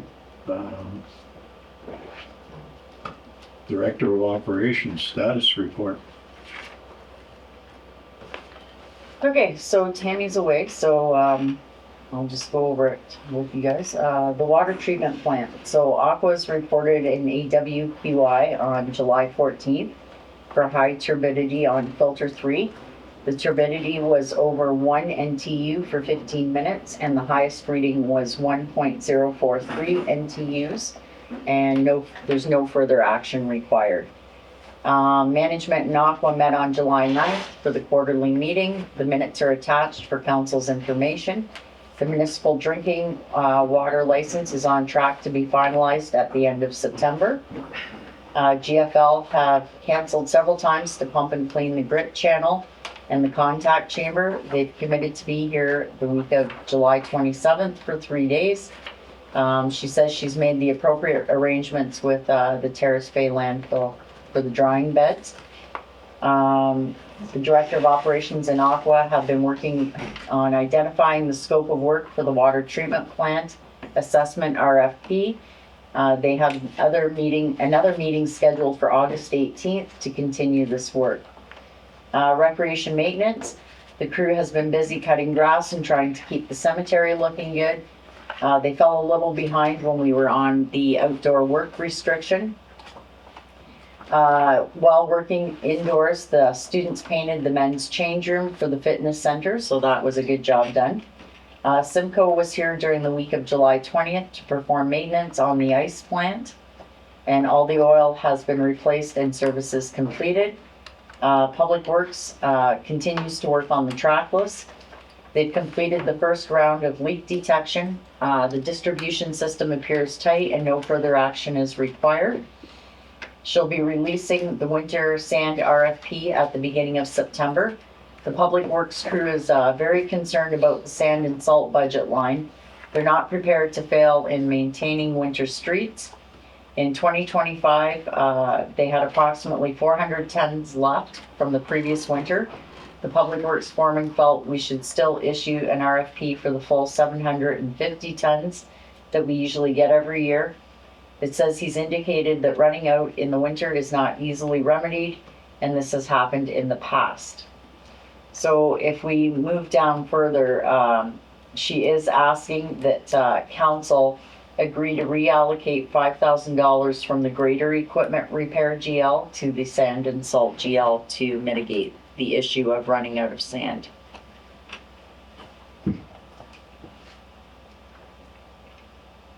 Okay.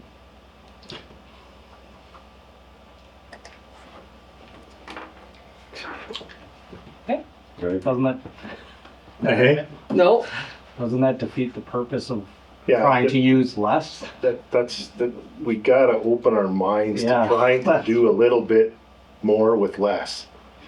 It just, anyway. But the guys that are doing the job say they can't. Yeah, well, they also said that we couldn't have got away with a little less cold patch, but we have half of it sitting on the ground still from last year.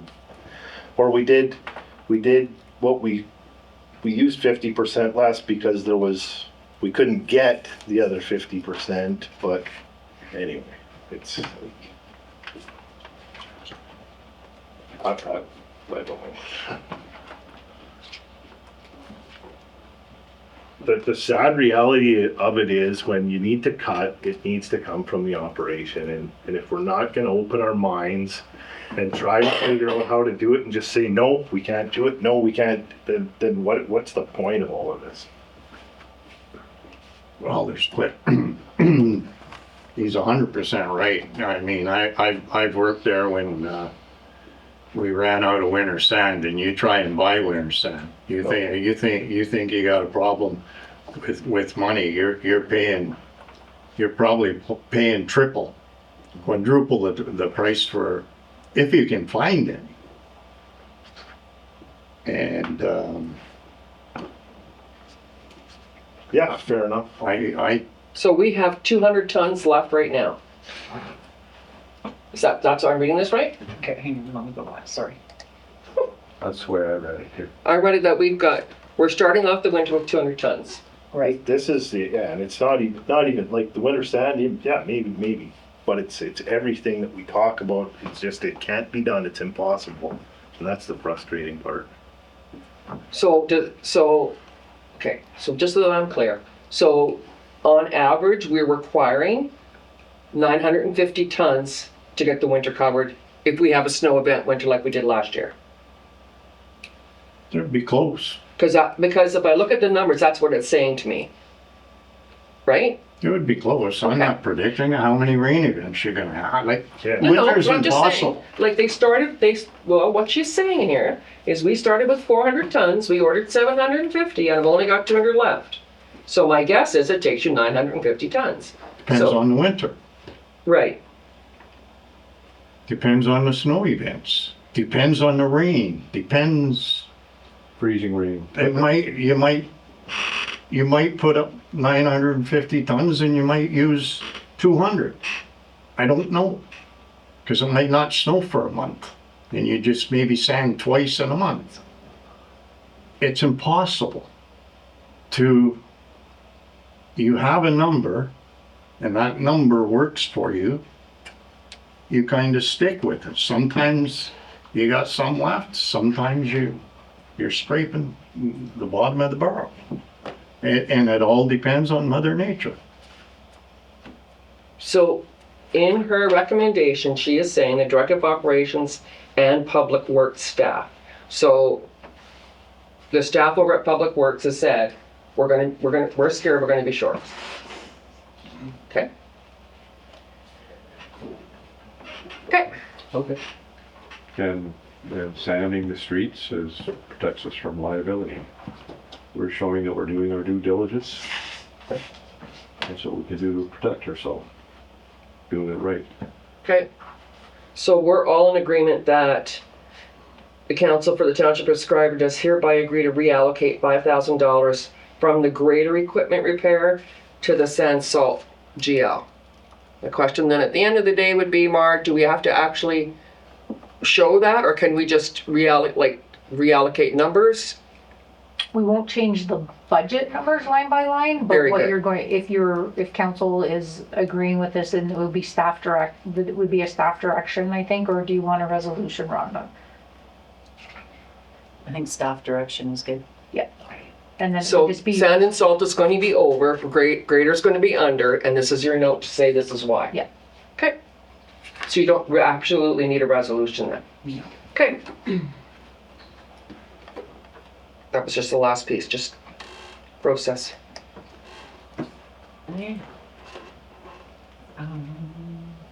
So you're done with the report then, Lorna? Yes. Okay, Where is she? the North Shore Harvest Cover.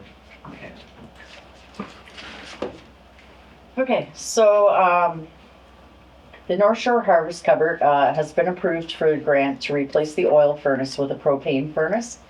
The grant and funds are in the Harvest Cupboard's name, however, the building, belongs to the Township of Schreiber. So we felt that the easiest way to make this work for the funding body, for the Harvest Cupboard and for us, would be if they hired us to be the contractor to install the new furnace. It would be the cleanest way paperwork wise. Sounds good. So there's two options here, option 1 and option 2. Are you doing a single stage or a 2-stage? Well, I think single. What we budgeted for. Well, the numbers don't work. Yeah. So we budgeted for one. we budgeted for the food bank, a propane furnace, and it was $12,000. Right. Right. And we've got a contract price here of 15.8. I'm all I'm saying, I can't make the numbers work. Yeah. So is it 13? My guess would be maybe it's 13.9 and maybe some of the money is tax. Could be taxed. Okay, so I got no problem with hiring and doing all of that. Says including taxes. Yeah, it says including taxes. The only question is, on the furnace quote, it says we did not include for propane pricing from the tank to the secondary regulator, which we had outsourced to Sargent. Yeah. Right, so that's done. And then it talks about removal of leftover oil in the tank and the existing oil tank. So do we have a price on, what will that cost? I do not believe she has a quote. To me, I'm gonna guess you drain the oil and put it in another furnace someplace that belongs to the township They subscriber. might, who knows what they'll do. And what's the cost of getting that tank out of there? And then how do you get rid of a tank nowadays? I don't know, I'm just being Yeah, honest and no, question. yeah, The who fuel knows what- company would take it. The what? The fuel company, whoever fills the tank now. with Do they diesel, take them? They would take it back. I have no idea. That not for money, like they would dispose of it for you. So it's not gonna cost us any extra? To dispose of the tank, it should. Well, there's gonna be a tipping fee. No, it won't go to the landfill. You can't just throw it in. Oil tanks there in the well area. Pretty sure. Still in the metal pile? It's just a I could be question. wrong. I don't know. I like the I fact would- that we're gonna do it, makes sense to me, Rhonda, I'm just I would questioning the dollars. I would hope that we're going to ensure that there's no diesel left in it. No, not that's not. I'm like an Yeah. empty one. I've seen an empty $3 oil a tank. liter, I'm sure you can figure out how to get rid of it. Yeah. It's colored, but nobody will. But I'm just as an ongoing concern, Yeah. because you're gonna have, I'm gonna guess the mayor, sign this contract. I just wanna make sure that we're not going to have an issue afterward. It's not the price that was quoted, it's actually higher. That's all I'm saying. Hold on. Then maybe we should find out. I don't know. I have no idea how because I don't have oil Oil tank? anymore. What, the disposal? Yeah, Yeah, I don't. to me, the They'd probably diesel, come and get it if you're buying a new one off them, but when you're switching, I don't know. if the they'll- diesel, wouldn't you drain and just move to another furnace? I have no idea. Well, that's, The tanks, sometimes that's not a good idea because it could be the residual in the tank is mostly water. Tanks outside too, is it not? Yeah. Yeah, Yeah, tanks outside. I don't, Yeah, there are questions for our director. Okay. All right. Good news about the grant, though. It is very good news about the grant, absolutely. It's too bad we never got the library. Yeah. Yeah. Okay, Director of Operation, MECP Water Inspection Report.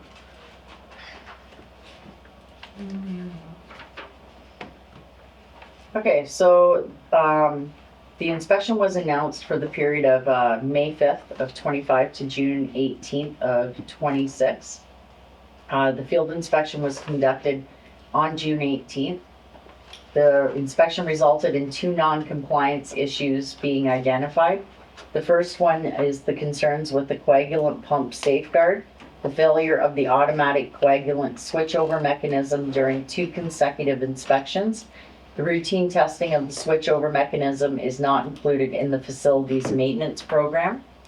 So she's saying that it's disappointing since 2 years ago the plant was automatically shut down due to the coagulant tubing being plugged with dry chemical. It was directed at that time that regular cleaning had to be part of the preventative maintenance routine.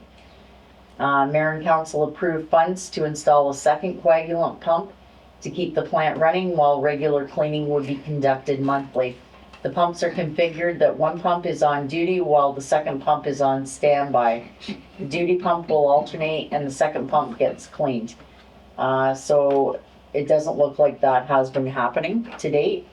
The MECP is requesting that maintenance logs for the coagulation be submitted by December 4th to the inspector. The second non-compliance is regarding the filter media. The owner-operators must maintain treatment equipment and achieve design capabilities. Essentially, the filter media should have been changed a while back to prevent the situation we now find ourselves in. Following the completion of the filter media project, we are required to send a full report to the inspector within 10 days. Further, we are required to send the coagulant study to the inspector before March 31st of 27. So those are the 2 non-compliances. So the first one is because Aqua failed to maintain the tubing. Correct. The switchover. The switch over, yes. So Was are that they discussed? are they being made aware of? There has been a issue? conversation Okay. with Aqua, Was that yes, at the quarterly meeting or? yes. And did they say, sorry? No, They should have said. Oops. No? no. No, and I remember specifically back 3 years ago and everything, like, there's no excuse for it. Yeah. Yeah. Just leave it at that. And it looks to me like the MECP's handling it. They're saying, okay, Yeah, from no. now on, we want logs. They, That's good. There you go. they, Yep. and the second one, the second one's kind of hard to understand, where it's a huge undertaking and a huge But huge price, and we're moving towards that. so, like, my only question about that filter media, we have that filter media project going on, right? Correct. So, is there a expectation that this filter media project's going to be completed on time and meet these new guidelines that they're looking for? So at our meeting with Aqua, I mean, the issue is finding an operator who can suitably fit in the tank to do Into the filter tanks. into the filter tanks to do the work because of the size of the opening. So we're hoping, but at this point, they have not come forward with an operator that, Well, did we hire the E brothers to go and make some recommendations? Did we get them yet? no, Not yet. They haven't been on site. no, not that I'm aware of. Well, I imagine the work is gonna be done probably September, You think in a month? October. I don't think all 5 filters.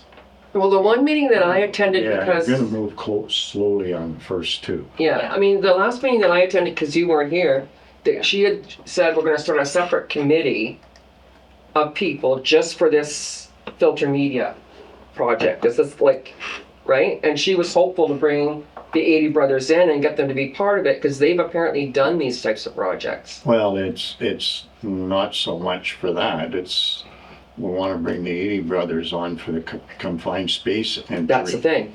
Yeah. That's what I mean. They've done that.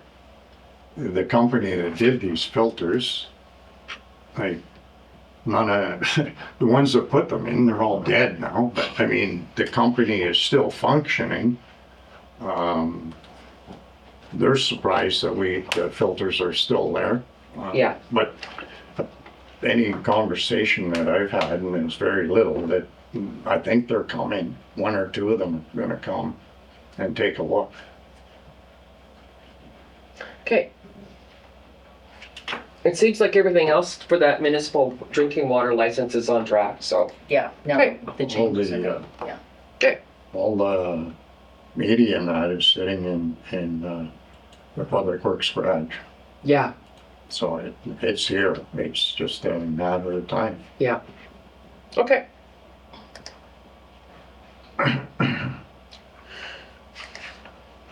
Okay, Director of Operations report, Municipal Complex Water Filling Station. Okay, the Seniors Active Living Center is requesting the installation of a water filling station at the municipal complex. The seniors are in the municipal complex for much of the physical activity programming. During the regular programming of the floor, hurling, and pickleball, VON to name only a few, seniors are trying to fill their water bottles in the washrooms. The sinks are not deep enough for them to get their bottle under the tap. This results in unsanitary bottle filling by the water bottle touching the tap. The Seniors Active Living Center received a special grant in the amount of $2,640 and they've asked for a quote for installation from the 80 brothers that came in at $8,000 before taxes.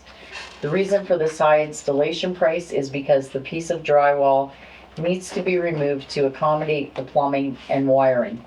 Following installation, the drywall needs to be finished with drywall mud and to be painted.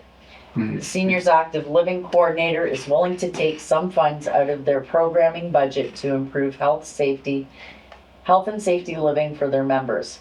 However, the balance is more than they can afford out of the programming budget.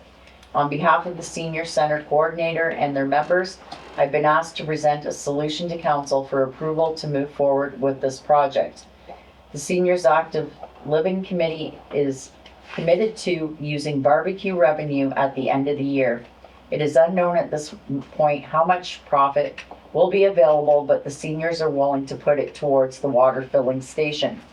So the cost of the water filling station is $1,275 before taxes.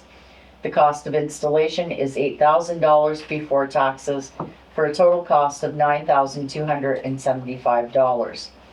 The special grant received was $2,640.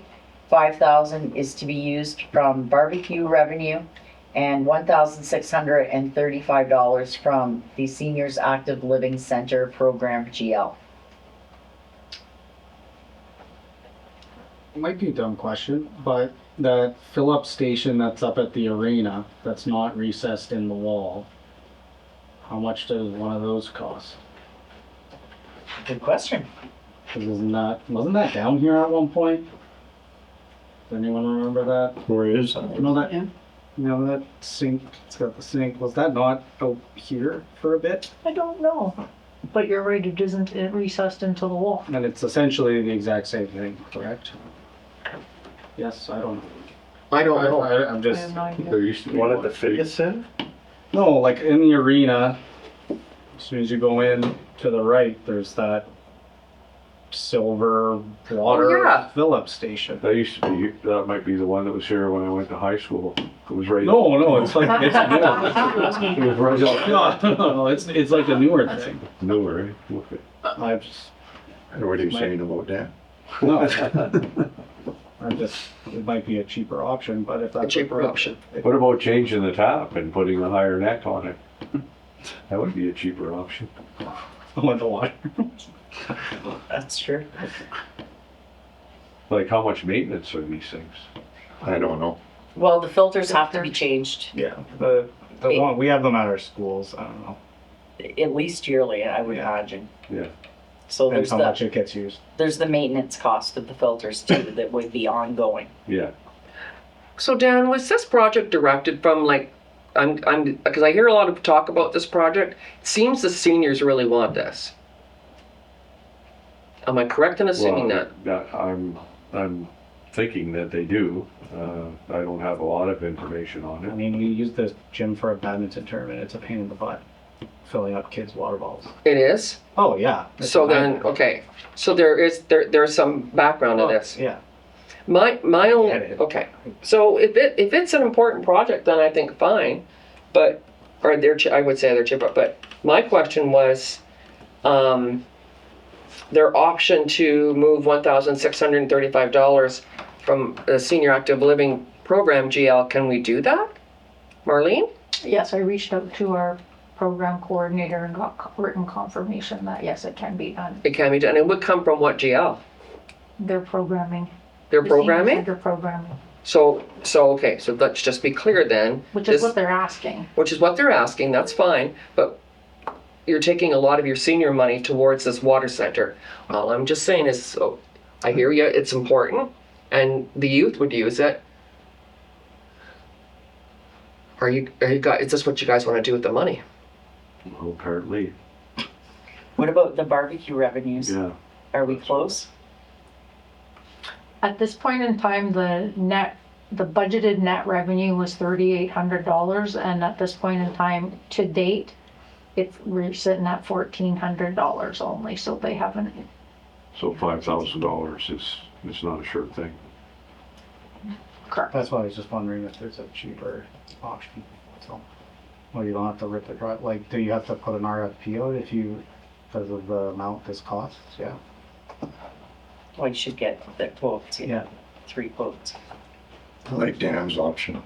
The higher next. Yeah. Check the thing at the arena. Swear it was here. I mean, Swear it was here and. It was at one point. I'll take, I'll take a drive up and take a look at it tomorrow, but I mean, I like Dan's option. I mean, it's not a stupid option. Yeah. Like you put it in the washroom down in the old change room, the shower room or whatever. You put it down there. I'm sure they're down that way and fill up the water, but it doesn't have to be in one of the main washrooms. You can put it in the accessible washroom. Yeah, or, I mean, depending on the price of it, you might be able, I mean, I don't know how much one of those high neck taps would be. Maybe you'd have enough money to put one in the ladies and one in the men's, for all we know. Really? I mean, that's all you need. They're saying their water bottles don't fit underneath. I mean, And Dave is saying, yeah, that's true. That's true, yeah. I'm tracking. I think I ended up coming into the kitchen to fill I my. mean, the water's not gonna get any colder out of one of them things, No. and it's not gonna get any colder out of a long neck. Yeah, and there's maintenance with this, filters, and there's an extra Yeah. cost, ongoing cost, so. So we're looking for options then, right? You're looking for either the high neck taps or look at that unit that's down at the arena and was it here? And so I guess we're saying we need more information. We're looking for more options. I think so. Yeah? Yeah. Okay. I'll send an email.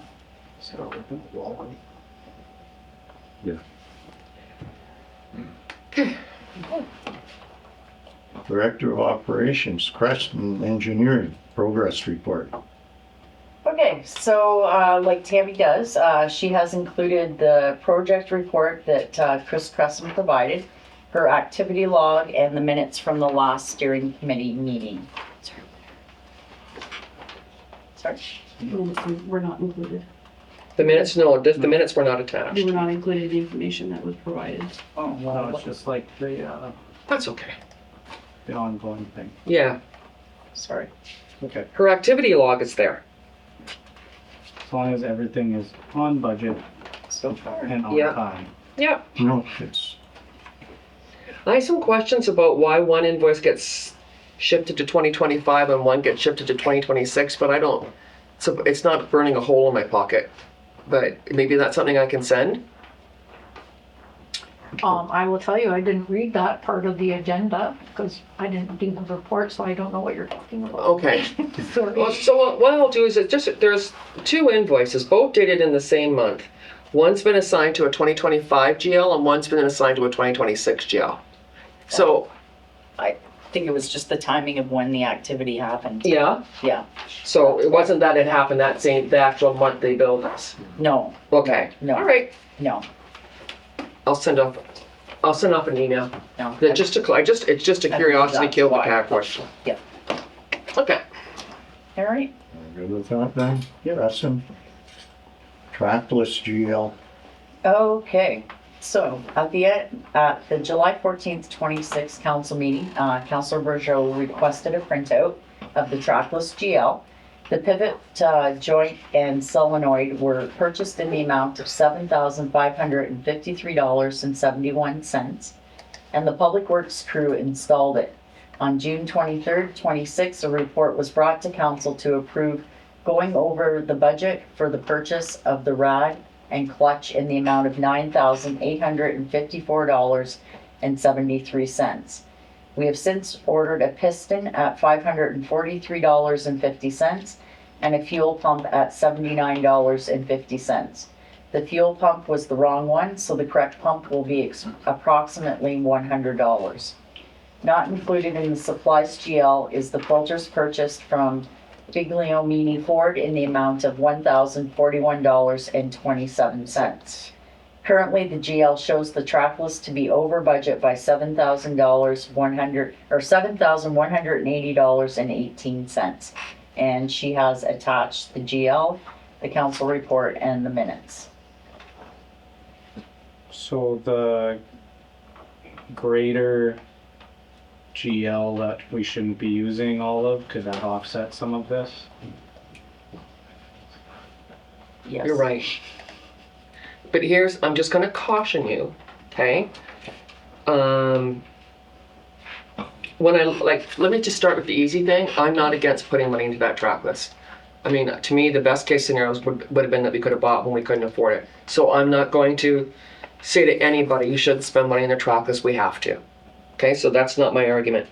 When I went over the numbers in her GL and her budget and the checks that are attached at the current accounting, she's actually over, hold on, she's probably over closer to $10,700 over in her budget, which makes complete sense to me because every expense can be explained and it makes complete sense. So I tell you that to tell you this. We have that greater budget at 20,000. It's at 15 now. Well, it's at 50, and that's what I wanted to tell you. It's at 15 now. Yeah, no, I So if we've got 10.7, or let's just say I'm wrong in 10.5, just be aware that greater budget is slowly but surely being spent. So this money will have to come from something. It can come from the greater budget, but I'm just saying Yeah, no, careful, I know. careful. Yeah. That's all I'm saying. Do we have any plans for the greater budget? Well, yeah, you just talked about sand. No, other than that, I mean, if we spend 5,000 and we spend 11,000, so that leaves 4,000. Eat it up until it's gone, is that what you're saying? Well, I'm saying, do we have plans for it? Like, Why was that money assigned to the greater budget in the first place? Well, no. I mean, we have extra $20,000 in that budget that we're not using. We know why. Right, So, because we got a new grader. so why coming. not use it? Yeah, Yeah, that's what I mean. Yeah, exactly. So it's, Okay. we don't have a plan for it. So why not use it? yeah. Well, I'm not saying, I'm No, just saying, you're getting close to chewing it up. Yeah. And I feel badly because this trackless, it needs every part she's got on here. I'm not arguing about that at all. I'm just saying just to watch the dollars. We're lucky our guys can fix it and we're not paying someone else Yeah, to fix exactly. it. Absolutely right. Well, then we can't. Then we couldn't even, exactly. Okay. So we're saying we're gonna take the money out of the greater budget, the old greater budget? Do we have to decide that now? I think Marlene, from what you've just said with the salt sand, you'd be over in the trackless and under in the grader. You're not gonna actually move money, but that's how you're gonna Right, At the end of the day, that department will be flatted closer to budget. overall, yes. Okay. You don't restate your budget. No. Or you're doing that. Okay. Okay. But we will be, at this rate, we will stay on budget. Overall. This year. Yeah.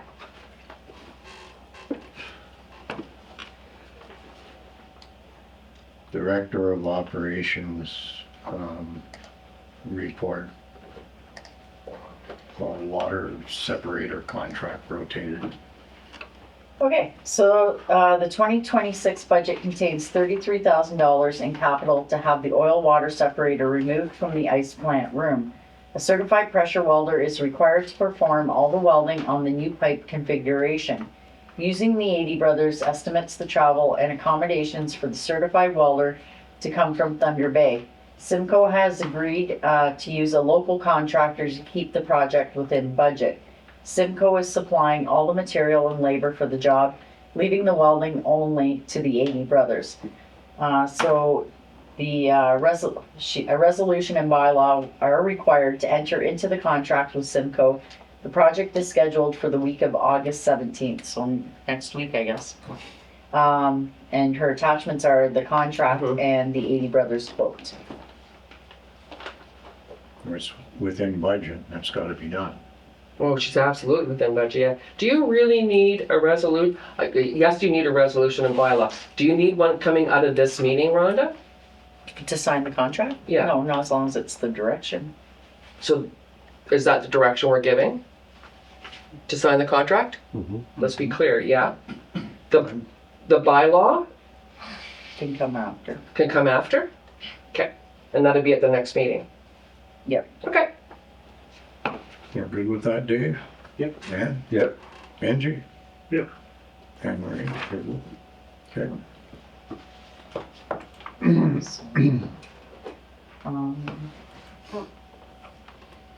Director of Operations reports splash pad washroom. Okay, in 2024, the township received a grant to refurbish the washrooms at the splash pad. Both washrooms were renovated with new fixtures, paint, floor, and electrical.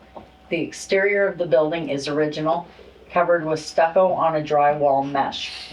The stucco is cracked and missing chunks, allowing water to infiltrate the interior. The washroom to the right is the worst and is experiencing mold and paint peeling. The floor is constantly wet, which the crew mops up daily to try and control the moisture. If the water infiltration continues, we will see damage on the new flooring as well. With mold present, there is a concern for the safety of both the employees and the patrons. The 80 Brothers have looked at the building and suggest the mock roof over the pretend door to be removed. This will allow the building to be properly sealed and sided. Every attempt will be made to keep the decor of the exterior, but the focus will be on to make the building watertight. The 80 Brothers are recommending Bellaris steel plank siding. It comes in a wood grain color to make the building look authentic to the existing decor. So she has included the quote and the product brochure and pictures of it. So a discussion with the treasurer indicates that we could take it from the infrastructure reserve if council decides to proceed with the repairs. That quote is the material and the labor, obviously, right? Let me go through here. Yeah. Yeah, I would say so. You would say so, or it is? It is. Yeah. Doesn't, because it doesn't specifically I would suggest, say that. what is it now, middle of August? We shut the splash pad down on the weekend, well, middle of September, so it goes another month. Yeah, or at the end of September, because it's a harvest fair. September 20th. I mean, there's an option, there might be an option there. But I agree with you, it's not that much longer. It's a month. Yeah, no, it would be good to keep it open September 20th too, but. So, why don't we wait? I mean, you can see, yeah, there is a little mold there. You can close up the right washroom if you want and just use the left. Well, we wait and budget it, and the work can be done, schedule the work to be done in, okay, so we don't open the splash pad up until June. I think it was June 1st we opened it up this year. But usually it's the 10th or 12th, but I don't know, why don't we budget it and try and get the work done in, hopefully have a good winter and get the work done in May. 22nd. Put it in the 2027 budget. Yeah. Not a bad thought when you think about really we got a month, maybe a month and a half left. What do you guys think? Yeah, as long as it doesn't, like winter doesn't cause a whole bunch more damage. I don't know if it would. I'm not a building guy. Yeah, no. I think that's a good idea, wait.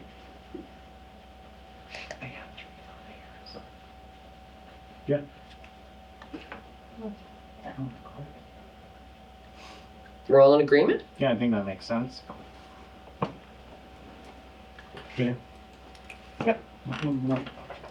So Marlene, all of the mayors, Marlene, do you have your, the portal up on your laptop? Do you want mine? Are you Yeah. sure? Yep. You don't need, okay, never mind. My laptop's dying. okay. Okay. Okay, so that's, so everyone agreed with the mayor, put it off till next year. Okay. Budget it. Yeah, I mean, do the job, and hopefully schedule the Budget it for job next year. for me, like, I mean. Yeah. Oh, fancy. So Director of Operations report, plow truck, two-way plow repair. Okay. She's got a bunch of reports and takes off to the East Coast. Anyway. Smart girl. Okay, the repair of the two-way plow was not mentioned in the budget deliberations when Public Works was consulted in the planning stages of the 26 budget. It has announced that the two-way plow needs to be rebuilt before it can be used this winter. Public Works states the A-frame has too much wiggle in the bolts because the holes are all stretched. The two-way plow came off the Sterling and is being used on the International plow truck. When questioned, the operators indicate that the one-way plow that came with the International plow truck is too heavy and the operators don't like it. The two-way plow can be angled to the left and or the right. Plowing the street should only require the plow to be angled one way. The operators tend to go down some roads in the wrong direction so they can push the majority of the snow to the side that does not have any houses. The one-way should not be too heavy when it was specified to that truck. The issue is more about not having the option to angle the blade to the left. The two-way plow has extra hydraulics to allow it to be angled in both directions, and this indicates that it would be heavier. Council has the option to spend $4,980.41 that is not budgeted to repair the two-way plow that will allow the operators to continue plowing the roads in the fashion they are accustomed to. The second option is to use the one-way plow, which will force the operators to follow the flow of traffic and push snow to both sides of the street, regardless of whether there are houses on both sides of the street or not. The sander has $5,000 in the equipment repairs GL and $4,000 in the supplies GL, with $2,746.47 spent already. The truck is scheduled to go into mill road service and have the differential fixed and replace one rim. I assume that will use up the budget for equipment repairs. The licensing GL was budgeted at $5,000 with $1,209.82 spent already. The balance of this budget line will be used for the safety emissions and license plate renewal. If council agrees to rebuilding the two-way plow, this truck will be over budget. So she has included the Norse quote and the 2006 Sander GL report.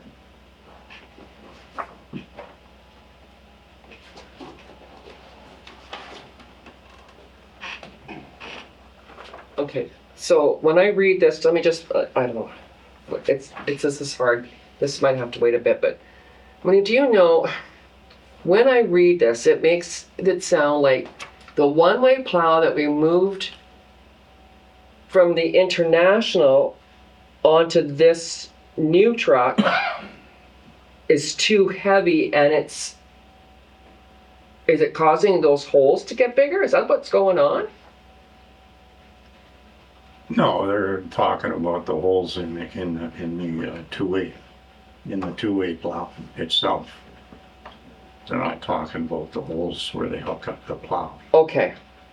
Because it says the A-frame has too much wiggle. I'm just confused because I can't picture this. The A-frame on the two-way plow. Oh, okay. The A-frame that hooks onto the truck. Okay.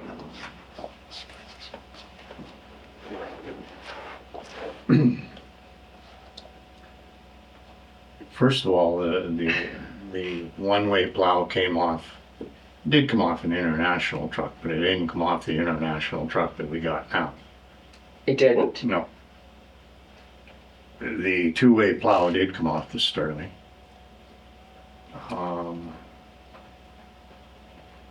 Two-way plow is a lighter plow. It's made of plastic, polyethylene, where the one-way plow is pure steel, like Okay. solid steel. So the two-way is the lighter of the two? They don't just, she tends to say they go down the wrong way and whatnot. They angle the plow. They don't have to go down the wrong way. They can, I'm not saying they do, they don't. But that's not the only thing they do. They clean some parking lots, they clean their turnarounds, make it wider so they can turn around. If it is their turnaround, they make it wide enough that if the grader's there, the grader can turn around. How much is left in the grader? Yeah. That's the thing, there's not, right? $4 grand. And from what she's got in this sander, I think she's darn right. What she said in this sander, I think that budgets are spent. I believe Yeah. that. So we're either gonna say go over budget, or we're gonna say move some money.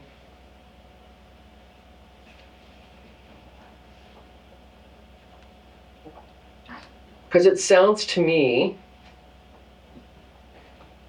And your, that the two-way plow is almost the way that Public Works wants to go. Am I reading this wrong? I thought they said they don't like the two-way plow. I don't No, they think, don't like the one-way. Well, They don't like the one-way? So you have a choice of either spending the 5,000 to fix the two-way that they like, or you can say, we're not gonna fix it, you're gonna have to use the one-way this winter. But the one-way's heavier. oh, it is heavier. I don't know if it's too heavy for the truck or not, but it is heavier. I'm not gonna sit here and say it's too heavy for the truck, because I don't know. Okay. Have they ever been without a two-way plow before? Or is this something? Oh, no, I mean, most of my career, I plowed with a one-way plow. You can do it. I mean, it's what they use on the highways, a one-way. I mean, there's advantages to both, I guess. There's more, you hit a manhole, I'll tell you, there's more forgiveness in a two-way plow than there is in a one-way plow.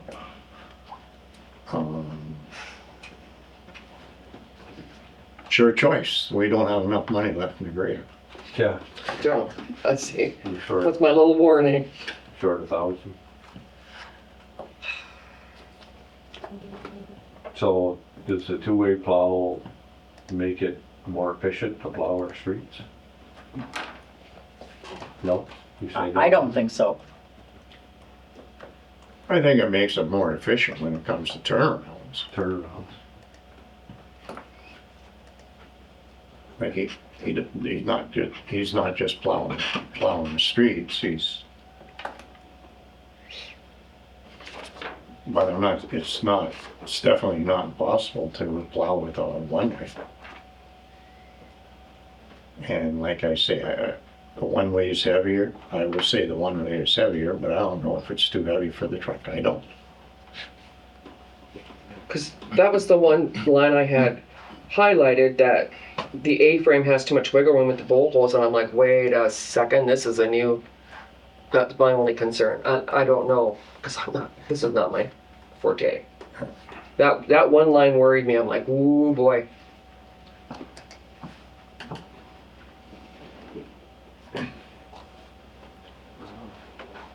Thoughts? Work with the one-way, save the money, spend the money, wait and get more information? I don't know. Do we have everything we need? I don't think that there's not too much more information you can get. Okay. Yeah, the only other information would be the GLs to see if you can move stuff around.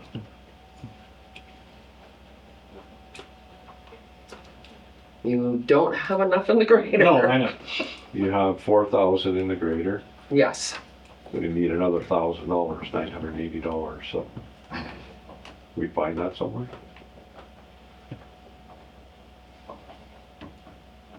I would say it's $1,000 material if you can. Is it what? Is it material in nature? If you're gonna be over in that budget, in that department? And when you guys are talking about saving in the grader, you're talking about the $20,000 in equipment? Yeah. Not in the loan, not in the lease payment? Not in the lease payment, No, no. no. Just in the, Okay. oh yeah. That's a whole other thing. Yeah, because there is some room in there, right? There is some room in the lease payment. She brings up a good point. There is some room in the lease payment. So there is probably room for that. This grader was the best decision I've ever made. This grader was the best decision. Seems that way, yeah. Yeah. So there is, she's not wrong. There is some room in there too. Because we budgeted for the payments over 12 months, Mark, or 9? I thought it was 12. 12 months, and we're only gonna have payments over 3 or 4. So there is some wiggle room there.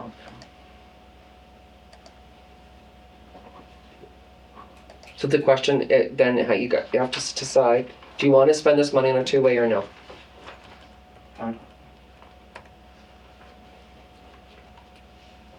I don't know enough about this stuff, guys. I honestly Could don't. using the one-way damage the truck and then we're extra That worries me. screwed. Using the two-way can damage your truck and then you're No, I screwed. know, I know. I'd like- Yeah, I know. I don't know anything about this stuff. She's saying in her report that the one-way came off the same type of truck. I'm assuming it's rated for the same weight. So, You don't give a recommendation. I mean, Yeah. well, she kinda is. But she's not. It's not blatantly saying the recommendation is to do this. It's figure it out. Yeah. Did someone else fix the thing? Like, where's this going? We gotta ship it to Thunder Bay, or? Mill Road, I think. Yeah, I think that's what she says in here, Mill Road. Nah, that's probably I don't know. the cheapest You option. guys have to. Yeah, but this quote is not from, No, this is Norris. it's from Thunder Bay. Oh, I think when I read it, because I don't have it attached to my thing anymore, that Norris was providing the parts and they bring it to Mill Road to get the work done. Okay. But the Norris quote is for $4,980. Is it? So then how much Okay. are they paying their road? Yeah. No, they're not then. No, because, no, her whole quote is 4,000, 980. yeah. Mm-hmm. Because it's 44, I got 4407, 45 plus tax. So, scroll back, sorry, Benj. So she is saying that, yes, this is gonna go off and be fixed. So should we talk to Mill Road then? See if we can get a better price. Oh, where she's talking here, the truck is scheduled to go to the Mill Road service to have the diff and fixed in the Yeah. rim, yeah. Yeah, you're right, that plow will have to go, will go off. It'll get sent. Alright, yep, because like there's no labor on this Norris quote. There's no labor on it? No, it's just parts, miscellaneous charges, sales tax. So are our guys fixed? I don't know. No. I wouldn't say. There's no labor charge on here. Maybe we need more information. It's starting to sound like you need more information. Sorry, Lee. Yeah, that's fine. That's fine, you guys can, we'll be here next couple of meetings, you guys can make that. But I think, yeah, like, just, like, is this quote, that's the quote, but is there a price for shipping? Is there a price for labor? Like, what will it actually be? Exactly. Okay, You also have the option of using the one-way plow until January sometime and getting it rebuilt under budget too. Mhm. You also have that option. Yeah. it's not a bad alternative. More info, please, More info, please, okay. and a solid recommendation. Okay, Well, we could do like theirs and have 3 recommendations. 3 or 4 recommendations. It's not a bad option. No way. my goodness. Director of Operations, bear trapping, relocating. Okay. So July 16th of 26, Lauren, the bear technician, was in Schreiber to inspect the bear trap. The bear trap is an old Cambrian trap. The traps used today are more open so the bear does not get overheated. Screen used on our trap is not compliant. The claws or teeth can be damaged in the style of screen. The M&R is currently looking into whether we can be grandfathered in with this style of trap. There was some confusion with Bruce getting certified for the human bear conflict management course. But that's all been sorted, right, Rhonda? Yeah, he's completed he completed the in-class portion on May 29th. And let me see, he was scheduled for the Thunder Bay in-person training on June 2nd. But he didn't have to attend. No, he didn't have to attend. Wicked. So after the confusion was cleared up, we received a certificate for Bruce, which was forwarded to the M&R. We are now waiting for the approval of the trap. After we have that approval, an authorization package will be delivered to the township with clear direction of where we can transport the bears for release. So we're getting closer to all the approvals so that we can move forward. And that's it. Are we getting any complaints of bears in town? Not that I'm aware of. No? Lots of blueberries this year. Yeah. The only thing too, Rhonda, you probably already know this, but the M&R is requesting that a bylaw be created. We already have one. 37, Yeah. 2020? Okay. So just that everybody, we do have a bylaw to manage about bird feeders and that kind of thing. Yeah. Okay. Okay, and the aqua report for water and wastewater treatment systems monthly report for May and June. Okay, so I'm not gonna go through these. No. You guys have questions? I'll write them down for her. Oh. I have not. I was actually surprised by May, Okay. considering the turbidity we had. It's not a bad report.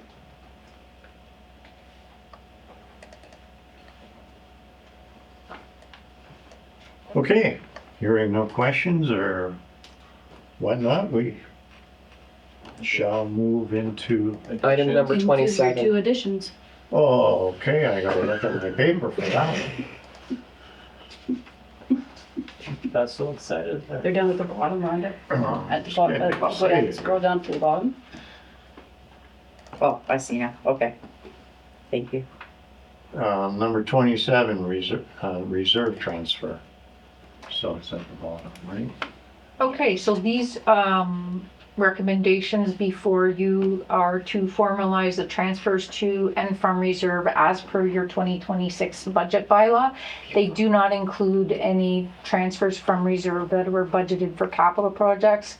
Those are done at the end of the year, so these are all just in operating. So do you want me to read the recommendations? These were all within your budget. All within the budget, it's just formalizing, that's right. The only thing, you need to make one small change. Oh, Because of the bylaw we just passed tonight.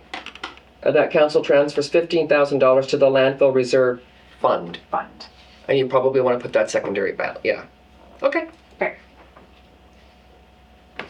Okay. No. I mean, it's good.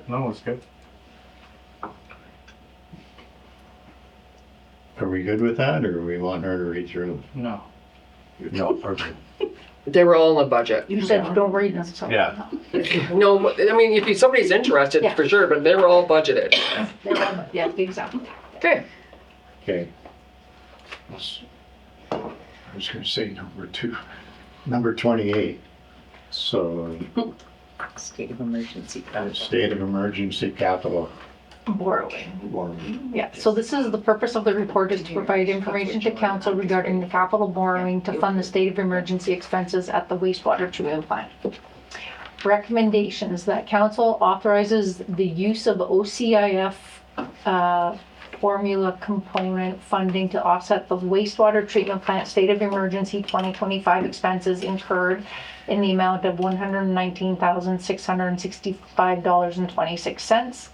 That council authorizes the capital borrowing from the Bank of Montreal in the amount of $518,933 at a rate of 4.14% for a term of 3 years to fund the wastewater treatment plant state of emergency expenses, and those OCIF annual allocations be used to offset the cost of borrowing for this project. In August of 2024, council declared a state of emergency at the wastewater treatment plant due to infrastructure failures resulting in effluent issues. The state of emergency was declared over in June of 2025. The total net cost of these upgrades is $638,598. These expenses were shown as unfunded capital as of December 31st, 25, and included in the 2026 capital budget as being funded through borrowing. Should council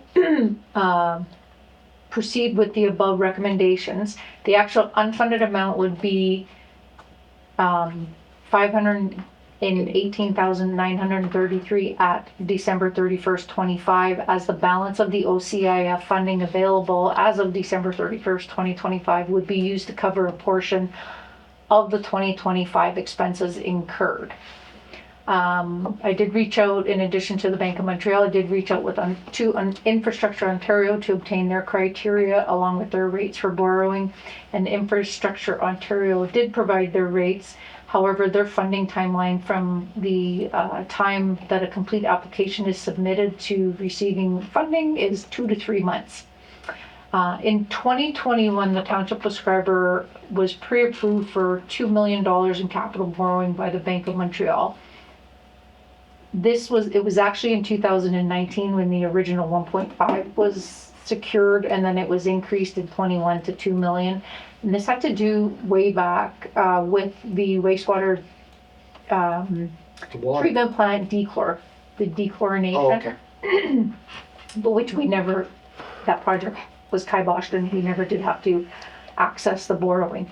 So this borrowing capacity has remained available since that time. These funds can be dispensed to the township within 5 business days once the request for funds has been made. The rates quoted are valid for 10 business days from the date quoted, which was August the 7th. Council has indicated that they wish to use the OCIF annual allocations to pay down the borrowing. Attachment A illustrates the impact of 3 different borrowing scenarios and the impact on the OCIF balances remaining year by year. Please note that the 2026 allocation amount is the last that the township has confirmation of receiving. The current funding agreement was authorized by bylaw 30-2016 for the 2017 to 2026 funding years. Attachment A has been prepared using the 2026 allocation amount moving forward. This is an estimate with no guarantee of funding.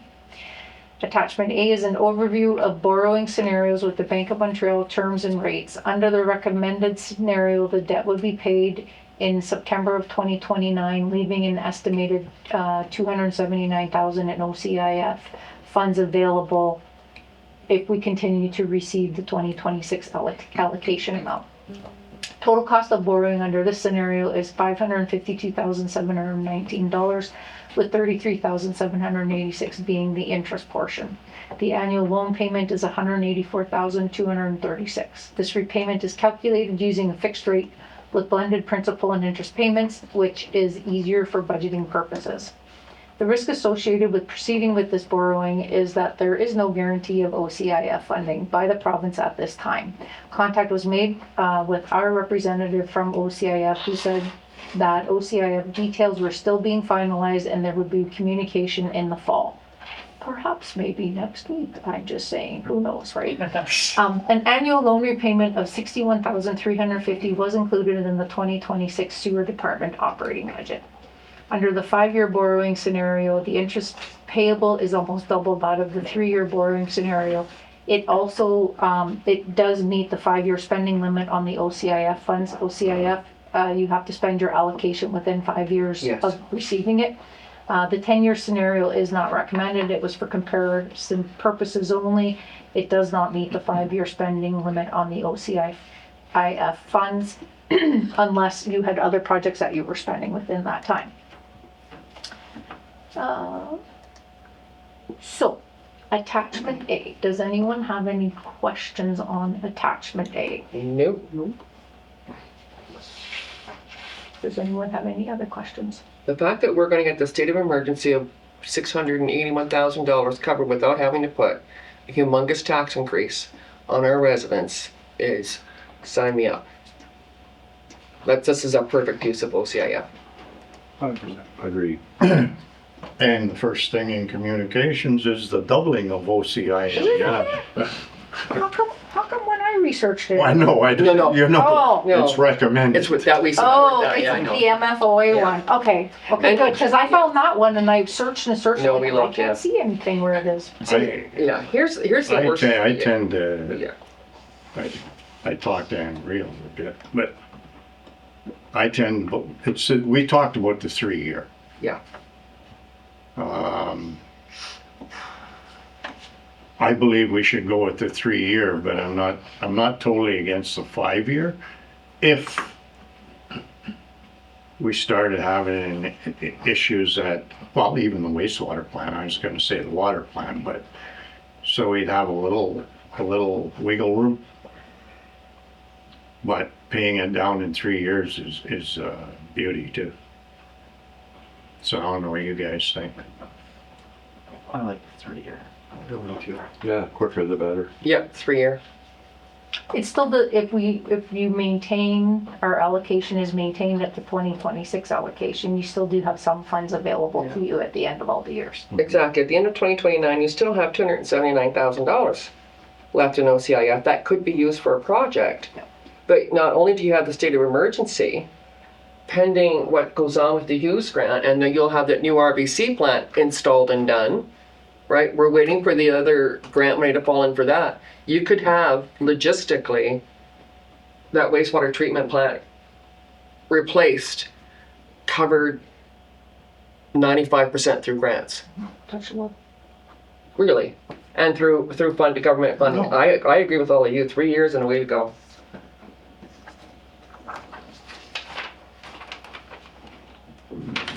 Did you need anything for that, Mark? Mark? So there was some community discussion, I suppose it is, on what we do need out of here. I don't know what council's preference is to doing either the resolution. Normally it's a bylaw entering into an agreement with the bank, but we've already got the funds secured, so I'm not sure that they would need the bylaw, so it may just be the resolutions in the report, the recommendations coming forward as resolutions tonight. What do you need? Would that I suffice? think a resolution should do it. So do you want to, at this point then, make a resolution for this? Oh, force the seal.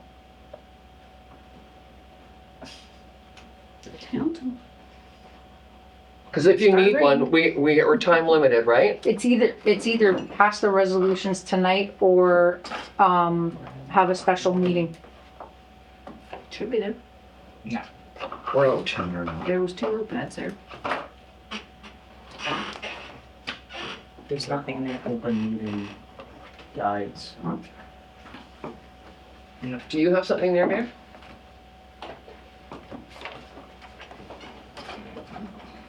So she's saying pass a resolution tonight or have a special council meeting. Pass resolution. Okay, And on the other side? Nope, there's nothing. sorry, sweetie. And so, No, Pat. I'm just gonna use one. No, you're not. But then I don't have where, I have nothing here. Nobody in your office? No, but if you have it electronically, you can email it and I'll copy and paste do you have a template that, Oh, no, oh, for a resolution? No? Oh. I wonder if I do. Somewhere I'll go get it. in my office, on the shelf next to my desk. Shelf next to the desk. Might as well, Yeah. just to get her done. You wouldn't do it now because you're still in committee of the whole right now, so you have to do To it get out. after. Yeah. When we get out, okay. But we can at least write it now so that we can read it after. Whew. Thank you, Marlene. Thanks, Marnie. Thank you. we're gonna do unfinished business. Yeah, I just said, that's, those, Should we just make a note here? no, that's poor John. No, or just while we're sitting here, well, even though we're still in open, would it be okay if we moved unfinished up above communications? Sure. Okay. Yeah.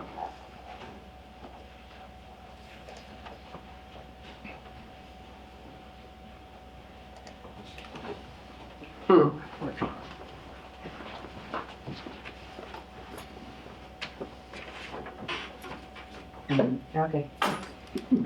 Yay.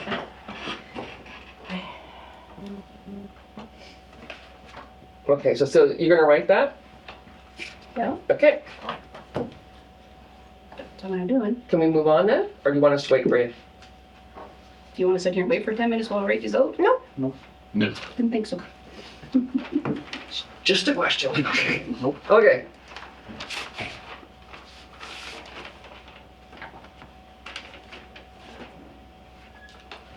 So, do we want to move on while she writes this? Yeah. If you want. She seems. Okay, so we suggested we move to unfinished business. Yeah. Okay. So, do you want to talk to landfill agreement? Find it here. Okay, yeah. Okay, so the landfill committee met with Terrace Bay's committee, and we have come to resolution on the new contract for the use of the landfill by both parties. So this is the final draft that is been agreed upon and ready for council's approval. Signature, approval and signature. So Jan and I, and as well with our CAO, have been attending meetings all along with the council, like Rhonda said, the council. We've actually very thoroughly reviewed this. We're comfortable with signing it, but we wanted to make sure that the rest of council and the mayor had an opportunity to ask questions if you had concerns about the agreement. Looks good to me. You guys are good with it? Yeah?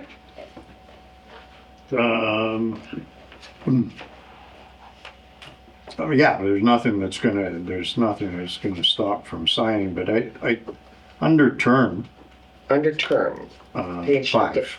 number 5, okay. Yes. Waste management facility or substantial part thereof. As determined by Terrace Bay is closed. Yeah, and Schreiber's rights to use the landfill site here under shall continue in effect until the earliest of. So I guess I'm just trying to, what's a substantial part thereof? Well, because there is, what they're talking about, the waste management facility, when you look at the definitions, the waste management facility includes let me just find that. Waste management facility includes the municipal landfill, the sludge drying beds, the scrap metal area, the recycle depot, the electronics and recycling, and the tire recycling area, and to other areas as might be designated by Terrace Bay from time to time. So this paragraph basically says the waste management facility or a substantial part thereof, I think what the reference is depending on like scrap metal or tires, right? That we're still going to have waste disposal services, but what he's saying is if the facility is closed, that would be the end of their term. That's that closure, post-closure cost. Now, would they close the whole facility? My guess would be not. So that would be the cost of closure and post-closure for That's right. Yeah, that part of it. yeah. Because it's the facility as determined by Terrace Bay is closed. So they've gotten a letter and saying, okay, that's it, you're closed. Then Schreiber has no access to it. Neither would they. That's the term. The end of the life is what it basically comes down to. Okay. That makes sense? Yeah, no, it's not the way I read it, but no, it makes sense now that you say it.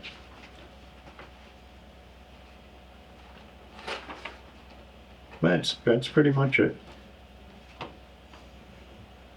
Oh, great work by everybody. Yeah, sure. It's 10 years anyway, eh, John?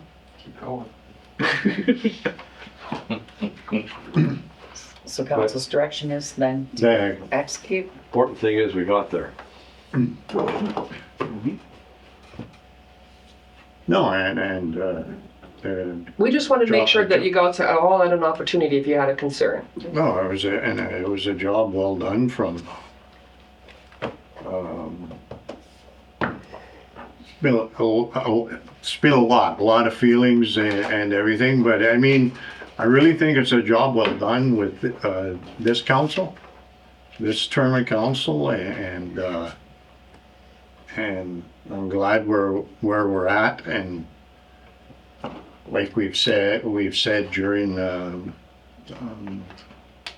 talking about the landfill, like there's other sharing opportunities out there, and we will be talking, or it is our hope that we will be talking to Terrace Bay. I'm not just related to landfill, related to everything, because I believe that's the way we gotta go now, is your smaller communities gotta get together and do it. So thanks again, Josh. Thank you.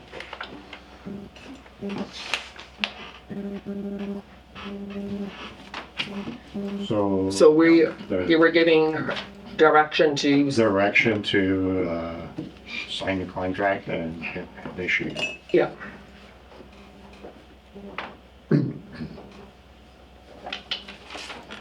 Beautiful. There.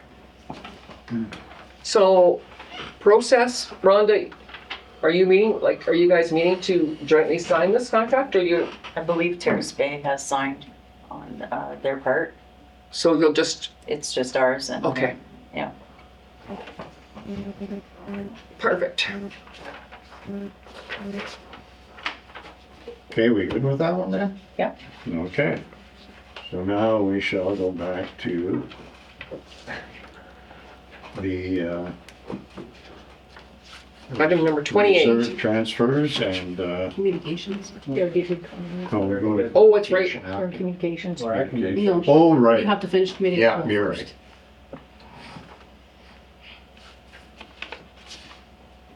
Okay, we'll go to communication.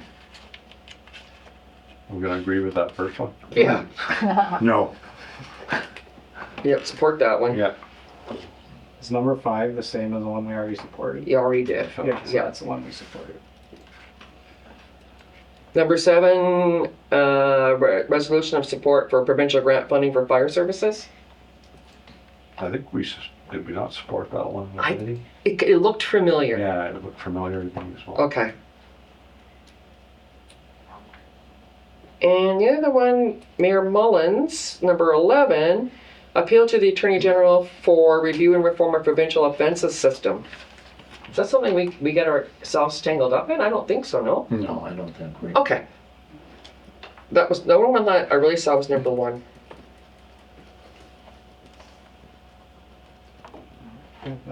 Yeah. Hearing no more, that's the end of communications and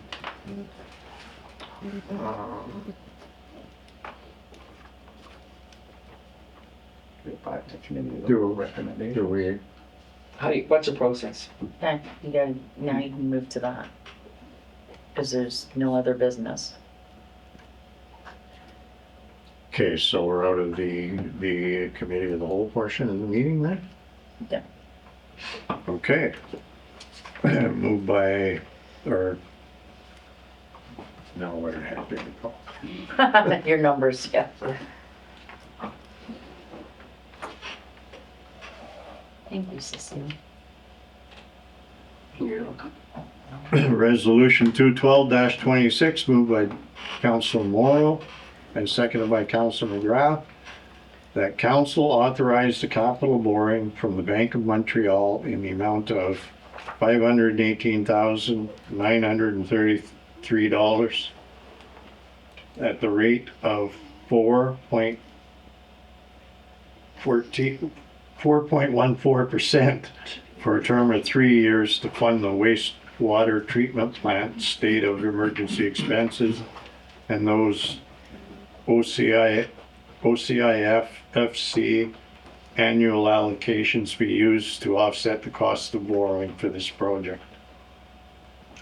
Discussion? Hearing none, all those in favor?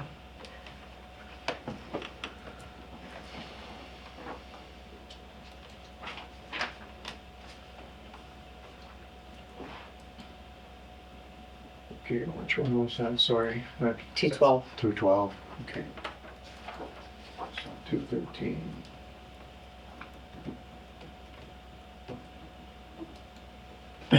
Resolution 213-26, moved by Councillor Bourgeois, second by Councillor Bryson, that council authorize the use of OCIF FC funding to offset the wastewater treatment plant state of emergency 2025 expenses incurred in the amount of $119,665.26. Discussion? Hearing none, all those in favor? Carried.